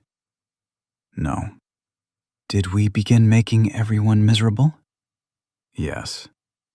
"Then I brought the right beverage." By noon, Simon Greer had filed a challenge. By 2, Hal had petitioned for temporary estate control, citing Mara's emotional conflict and possible undue influence over Edwin Whitcomb during his final months. By 4, Everett's capacity memo had appeared in court filings almost word for word. Mara read it in Junie's office. The words did not shout. They were worse. They described her as devoted but strained, loving but over-involved, retired but isolated, haunted by a family tragedy, financially modest, present during Edwin's vulnerable period, motivated by guilt. Every phrase was shaped to sound compassionate while cutting her credibility at the root. Junie watched her. "You okay?" "No." "Do you want to sit?" "No." Mara kept reading. At the bottom of the filing was a declaration from Dr. Fenn stating Edwin had shown periods of confusion. There was a declaration from Pauline saying Mara had been emotionally fixated on Rose for years. There was a declaration from Everett saying Mara had entered Rowan House at night and removed an estate item from the clock.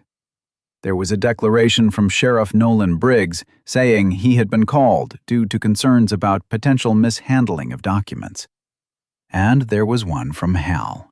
It said, "My sister has always had difficulty separating old regret from present reality." Mara touched that line. Old regret from present reality. That was how they would try to defeat her, by making her conscience look like madness. False Ending 2 began quietly. Judge Albright scheduled an emergency hearing for Wednesday. Until then, Hal remained temporary executor under the old will. Simon Greer issued a statement, not to the press because Briar Glen barely had press, but to the community through whispers dressed as concern. Mara was unstable. Celia was vindictive. Daniel Mercer was unreliable. Anya Rios was a disgruntled former nurse. Jonathan Greer was too ill to understand. Rose was long dead. Edwin was confused. Only Hal looked responsible. Only Simon looked professional. Only silence looked safe. That evening, the Orchard Bank froze the operating line pending estate clarity. The nursing agency called to say Lillian's caregiver schedule required payment verification. A buyer for the South Pasture mineral lease withdrew. Celia's cabins received 3 cancellations. Mara's landlord knocked on her apartment door and awkwardly mentioned that Hal had asked whether she planned to remain in town. By Tuesday morning, Mara had become a cautionary tale. By Tuesday night, she almost believed them. She stood in her apartment kitchen, surrounded by copies, envelopes, scans, and court forms. The dead recorder sat near the sink. The cassette from the shoebox lay beside it, unplayed because she no longer owned a cassette player. She had ordered one from Bellwether, but it would not arrive until Thursday. Too late for the emergency hearing. Celia had gone to check on Lillian. Daniel was still hiding. Anya was afraid to return. Jonathan was too weak to travel. Junie could not do more than file what came across her counter. Mara was alone. The rain returned after midnight. She picked up Edwin's stopped gold watch and wound it, click by click. Then someone knocked. Not Hal's knock, not Celia's. 3 soft taps. A pause. One more. Mara opened the door with the chain on. Everett stood in the hallway. His suit was wrinkled, his eyes were red. He held a padded envelope. "May I come in?" he asked. "No." He swallowed. "I deserve that. What do you want?" He looked down the hallway as if afraid of being seen. "I found something." Mara did not move. He held up the envelope. "In Dad's desk, hidden behind old tax files. I think he forgot it was there. Or you stole it." He flinched. "I almost burned it." That honesty made her colder, not warmer. "Why didn't you?" Everett's mouth twisted. "Because Grandma called me Victor." Mara opened the door. He stepped inside and looked around the apartment. He had never visited before. His eyes moved over the rattling sink, the second-hand table, the stacks of documents, the narrow bed visible through the half-open door. Shame crossed his face. Good, Mara thought. Let the boy see what family care had paid. He placed the envelope on the table. Inside was a photocopy of Edwin's handwritten letter to Hal, dated 3 months before his death. "Hal, if you are reading this in anger, then you have learned nothing. I left the house to Mara because she kept it alive when the rest of us only claimed it. I divided the orchard because land is not love if it must be controlled by one child to remain whole. I created Lillian's fund because your mother should never again be used as the reason truth cannot be spoken. Rose had a son. His name at birth was Jonah. He was taken into the Greer household under sealed papers arranged by Vale, Greer, Victor Dane, and my father's money. I did not stop it. I did not stop any of it.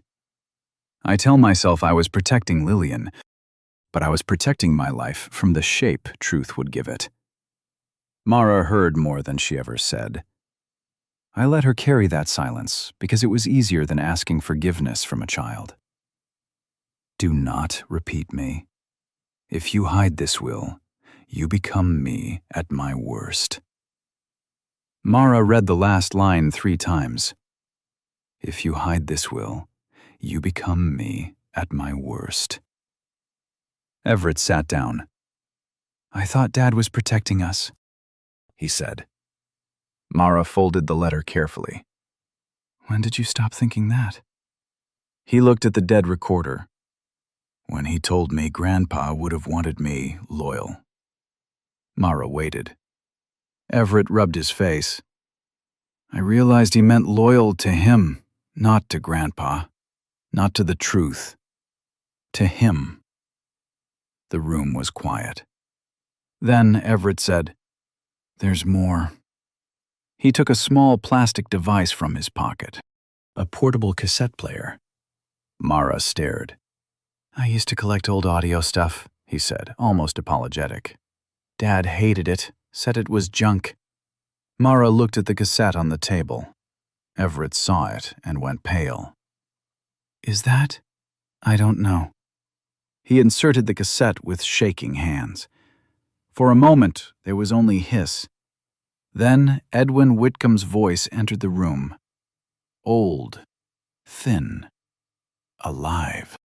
My name is Edwin Thomas Whitcomb. It is March 17th. If this recording is heard, then I have failed to speak in time, or someone has tried to prevent what I wrote from being done. Mara sat down because her legs had weakened. Everett covered his mouth. Edwin coughed. I make this statement freely. My mind is clear. Anya Rios is present with me. Daniel Mercer has agreed to witness my written statement later today. A pause, then Anya's voice. I am here. Edwin continued. My sister Rose Whitcomb did not steal from our father's estate. She did not forge timber contracts. She did not run away out of guilt. She was blamed because Victor Danes stole money, because my father feared scandal, because I was weak, and because Lillian was used as an excuse by men who had already harmed her. Mara closed her eyes. The rain tapped the window. Edwin's voice shook. Rose returned with a child, a boy, Jonah. I told her I would help. I did not. Victor and Vale arranged papers. My father paid. The Greer family took the boy and named him Jonathan. I knew enough to stop it. I did not stop it. A sob caught in the recording, small and humiliatingly human. Mara, if you hear this, I am sorry. You were a child. I saw you in the hall that day. I knew you had heard. I let your silence become the family's shield. That was my sin, not yours. Mara pressed her fist to her mouth. Everett cried silently. Edwin's voice grew steadier. Hal, if you hear this, do not call controlled protection. I taught you that lie.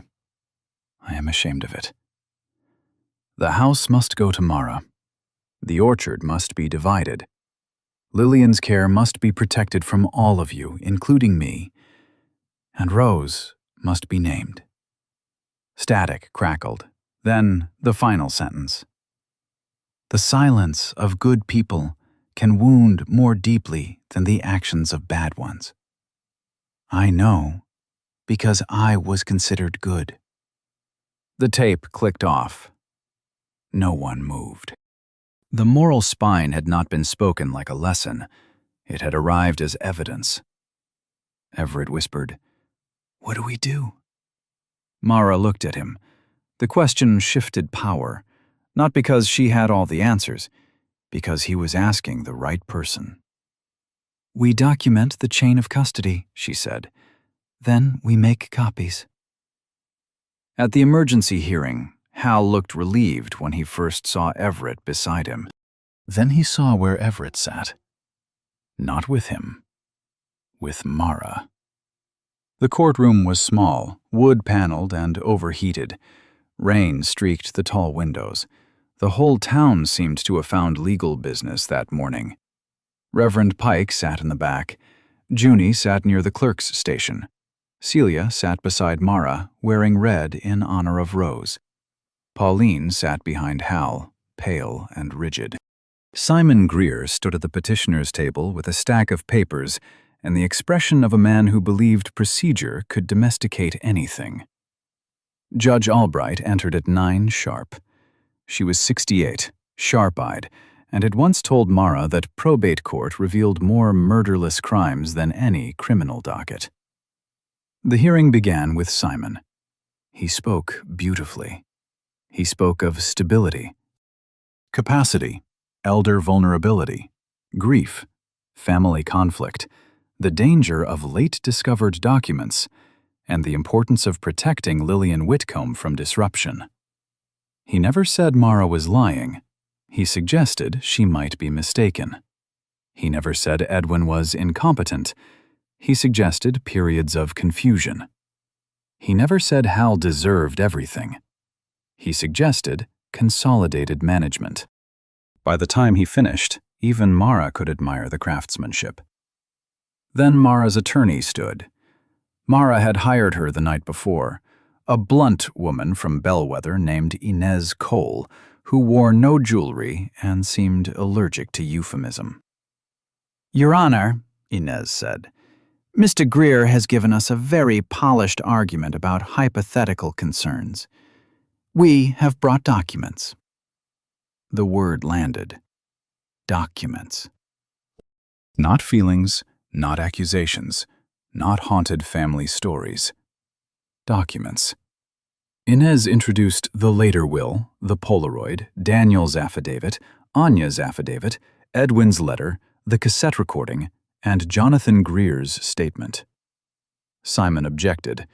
Chain of custody, authentication, prejudice, relevance. Judge Albright listened, unsmiling.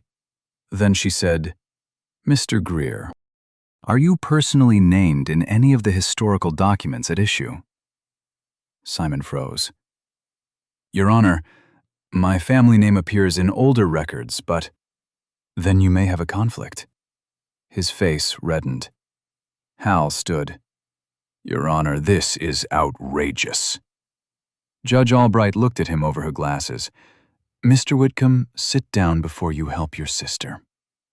Celia whispered, "I love her." Inez requested that Hal be suspended as temporary executor pending investigation, that the lotter will be provisionally lodged, that Edwin's sealed affidavit be opened, that Lillian's care fund be placed under court supervision, and that all estate records be preserved. Simon objected again. Then Everett stood. Every head turned. Judge Albright frowned. "Mr. Whitcomb, you are not counsel of record." "No, Your Honor. I submitted a declaration. I need to amend it."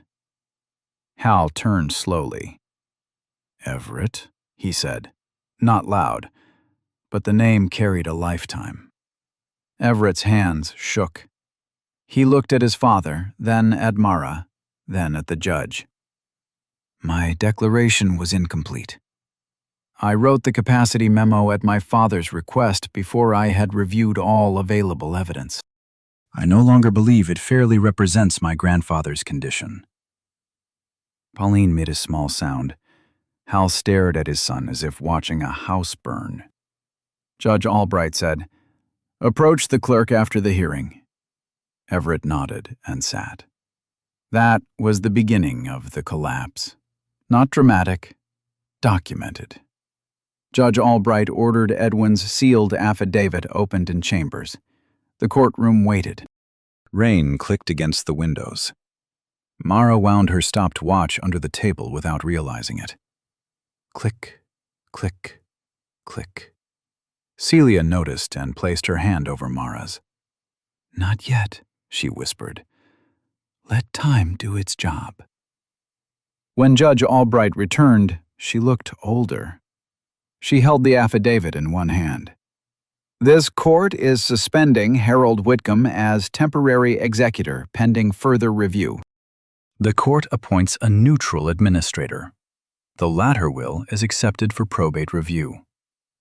Lillian Whitcomb's care expenses will be paid from estate liquid assets under supervision. Mr. Greer, you are referred to the Ethics Board for review regarding potential conflict and failure to disclose material interest. Simon's mouth opened. The judge continued. Sheriff Briggs will not participate in any related investigation. I am forwarding certain materials to the state attorney's office. Nolan stood up in the back, face dark.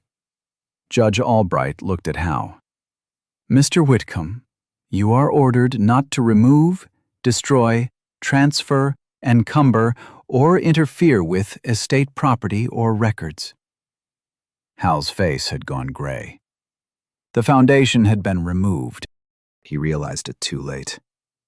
But true justice was not the judge's order. Not yet. True justice waited outside the courtroom. Jonathan Greer had come after all. He sat in a wheelchair near the courthouse entrance, oxygen tank beside him, Daniel Mercer standing behind him like a reluctant guard dog.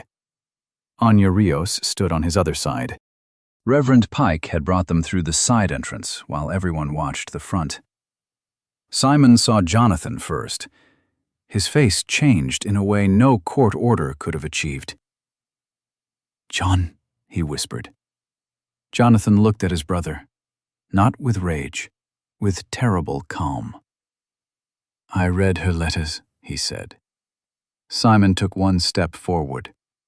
"John, you should not be here." "Yes," Jonathan said. "That has been the family position from the beginning." The hallway went silent. Hal emerged from the courtroom, saw Jonathan, and stopped. For a moment, the past and present overlapped so completely that Mara felt she was looking at Victor, Edwin, Rose, Jonah, Hal, Everett, all of them caught in the same hallway, waiting to see who would speak and who would survive by silence. Jonathan turned to Hal. "You were willing to bury my mother again to keep an orchard?" Hal looked destroyed. "I was trying to protect—" "No," Jonathan said. The word was not loud, but Hal flinched. "My whole life was built by men trying to protect someone. A wife, a name, a house, a town, themselves. Protection is a holy word until you ask who is paying for it." Everett stood behind his father, crying openly now. Pauline looked at the floor. Simon's voice broke. "I was a child too, John." Jonathan looked at him. "Yes, and then you became a man, with files." Simon wept then, quietly, shockingly. Not enough to forgive, enough to prove he understood. Mara expected satisfaction. What she felt was grief expanding to include people she did not want to pity. This was the moral inversion. Justice did not arrange the living into clean categories. It made everyone visible. Even the guilty, even the weak, even the good who had wounded by saying nothing. Jonathan held out a folded paper to Mara. "My statement," he said, "for the court, for Rose's fund, for whatever comes next." Mara took it. His hand was cold. Then he said, "And one more thing." He looked past her, at Lillian. Mara turned. Celia had brought their mother from the car, wrapped in a blue coat, hair brushed, eyes unusually clear. Lillian stood with both hands on her walker, staring at Jonathan. For a moment, no one breathed. Lillian whispered, "Jonah." Jonathan closed his eyes. Every person in the hallway understood that memory had returned not as mercy, but as sentence. Lillian reached into her coat pocket with trembling fingers and removed a red scarf. Rose's scarf. Faded, folded, kept. She held it out. "I was jealous of her courage," Lillian said, voice thin. "So I called it shame." Jonathan took the scarf and pressed it to his face. Mara looked at her mother, stunned. Lillian turned to Mara. "You heard," she said. It was not a question. Mara nodded. "I heard." "So did I," Lillian whispered. "Longer than you." Then her clarity began to break. Mara saw it go, like light leaving water. Lillian blinked, confused, and looked around the courthouse. "Where is Edwin?" No one answered. Mara went to her and took her hand. "He is not here, Mama." Lillian looked at Jonathan holding the red scarf. "Then who is that boy?" Jonathan smiled through tears. "Someone who finally came home too late." Lillian touched his face. "No," she said, suddenly certain. "Too late is still here." That was the line that undid Mara, not the ruling, not the tape, not Hal's defeat. Too late is still here. Rose had not received justice in life. Edwin had not become brave soon enough. Mara had not spoken when asked. Lillian had chosen resentment because grief was easier than guilt. Hal had inherited silence and called it duty. Simon had inherited a file and called it discretion. Everett had nearly inherited all of it, but too late was still here, and here could still choose. The months after the hearing did not become simple. Stories rarely heal at the moment they are exposed. They first become messy in public. The state investigation moved slowly. Nolan Briggs retired early for health reasons before formal charges could decide what to call him. Simon Greer resigned from his firm and entered disciplinary proceedings. Whether he did it from shame, strategy, or both, Mara never knew. Hal fought the will for 7 more weeks. Then Everett withdrew his support. Pauline moved into her sister's house temporarily, though in Briar Glen, temporarily could mean anything from 3 days to the rest of your life. She wrote Mara a letter of apology that used the word sorry 5 times and the word afraid 11. Mara read it, folded it, and did not answer immediately.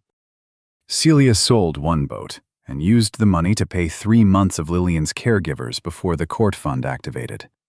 She told everyone she did it for tax reasons, because sincerity made her itch. Daniel Mercer reopened his store with a new security camera and a sign that read, "We sell pruning shears, not secrets." Everyone understood it, which meant no one admitted they did. Anya visited Rowan House once. She stood in the kitchen, touched the clock, and said, "He was trying." Mara said, "Yes." Neither of them said trying was enough. Jonathan lived until the first frost. He spent those months reading Rose's letters, recording his own statement, and helping Mara shape the Rose Whitcomb Fund for Legal Memory. He hated the name at first. "Legal memory sounds like a disease," he said. "It often is," Mara replied. He laughed so hard he had to sit down. The fund would help caregivers, daughters, widows, disinherited relatives, and anyone in Briar Glen County who had been told family property was too complicated for them to understand. Celia designed the logo, a red scarf tied around a courthouse column.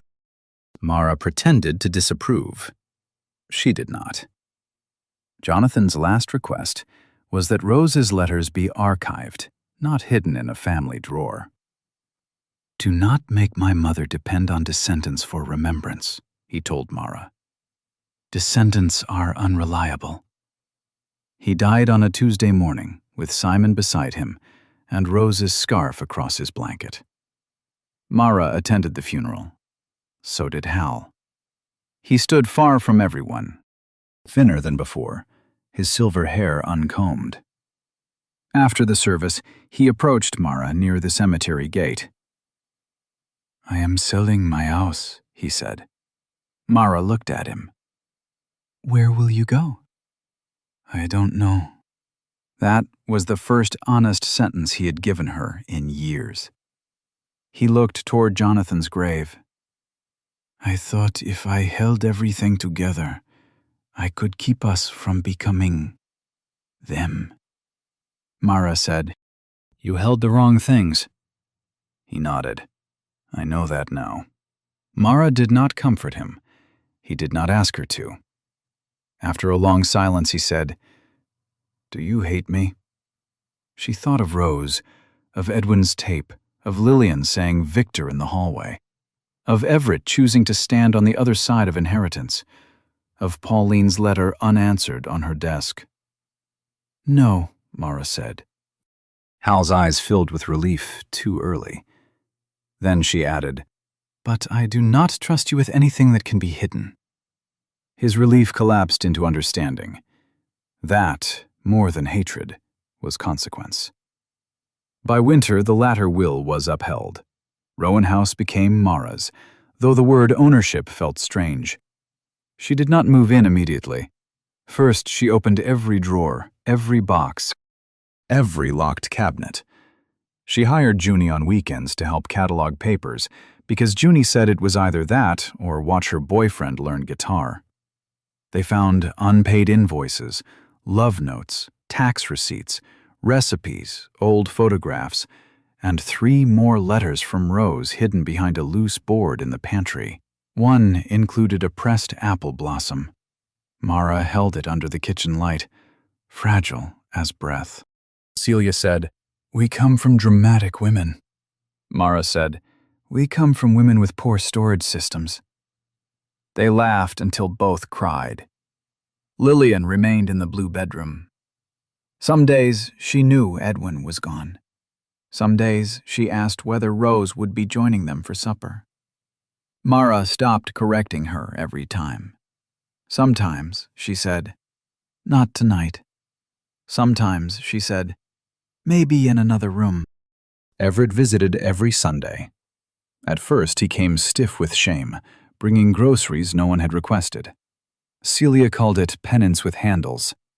Over time he learned to sit, to listen, to ask Lillian questions without needing her answers to make sense. He left Greer's firm and took a clerkship in Bellwether. He told Mara he wanted to practice estate law. "Is that wise?" she asked. "No," he said, "but it may be useful." She accepted that. Pauline returned once in March carrying a pie and no pearls. She stood in the kitchen where she had once asked Mara to stop. "I do not expect forgiveness," she said. Mara was washing the blue cup's broken pieces. She had kept them in a shallow bowl by the sink, unsure what to do. "Good," Mara said. Pauline nodded, tears in her eyes. Then she noticed the cup. "Can it be repaired?" "Yes." "Will you?" Mara looked at the two halves, the hollow base exposed. "I don't know yet." Pauline did not offer advice. That was progress. In April, Mara held the first meeting of the Rose Whitcomb Fund in the courthouse basement because Reverend Pike insisted church basements had already done enough. 12 people came, then 20, then 36. Women brought folders. Men came too, some embarrassed, some angry, some relieved to discover that inheritance had hurt them in ways they had never named. Mara did not give speeches about healing. She taught people how to read deeds, how to preserve documents, how to request court records, how to notice when concern became control. At the end of the first meeting, a young woman stayed behind. Her father had died without a will, and her brothers had told her the farm was men's business. Mara gave her a checklist. The woman began to cry. Mara handed her a tissue and said, "Crying is allowed. Signing without reading is not." Celia later said Rose would have approved. Mara hoped so. On the anniversary of Edwin's death, Mara finally repaired the blue cup. Not perfectly. She did not hide the crack. She took it to a ceramic artist in Bellwether who used gold lacquer to join the broken pieces. When the cup returned, the crack shone around the base like a thin vein of light. Celia said it looked expensive. Lillian said it looked wounded. Everett said nothing, but touched it carefully. Mara placed it on the kitchen table beneath the clock. The same clock still ticked after all those years. She wound it every Sunday evening, not from compulsion now, but choice. The sound no longer felt like accusation. It felt like witness. One evening in late spring, rain came again, soft and steady. Mara made chamomile tea in the repaired cup. She carried it to the porch and sat facing the orchard, where apple blossoms had begun to open pale against the dock branches. Celia sat beside her, barefoot despite the cold. "Do you ever think about what would have happened if you had spoken when Rose asked?" Celia said. Mara watched rain bead along the porch rail. "Yes. And then I remember I am speaking now." Celia nodded. Across the yard, Lillian's blue bedroom glowed. Everett was upstairs reading to her from one of Rose's letters, skipping the painful parts when Lillian drifted and reading them when she returned. It was not perfect truth. It was truth with tenderness. Mara was learning the difference. Hal had sent a letter that morning from somewhere in Maine. Not apology, exactly. Not defense. A memory. He wrote that Rose once taught him to skip stones, and told him boys who always needed to win grew into men who confused silence with respect. He wrote that he wished he had remembered sooner. Mara folded the letter and placed it in a box labeled, Hal. Answer later. Some things deserved response. Not all responses had to hurry. The orchard smelled of wet soil and blossoms. From the kitchen, the clock ticked steadily. Chamomile warmed Mara's hands.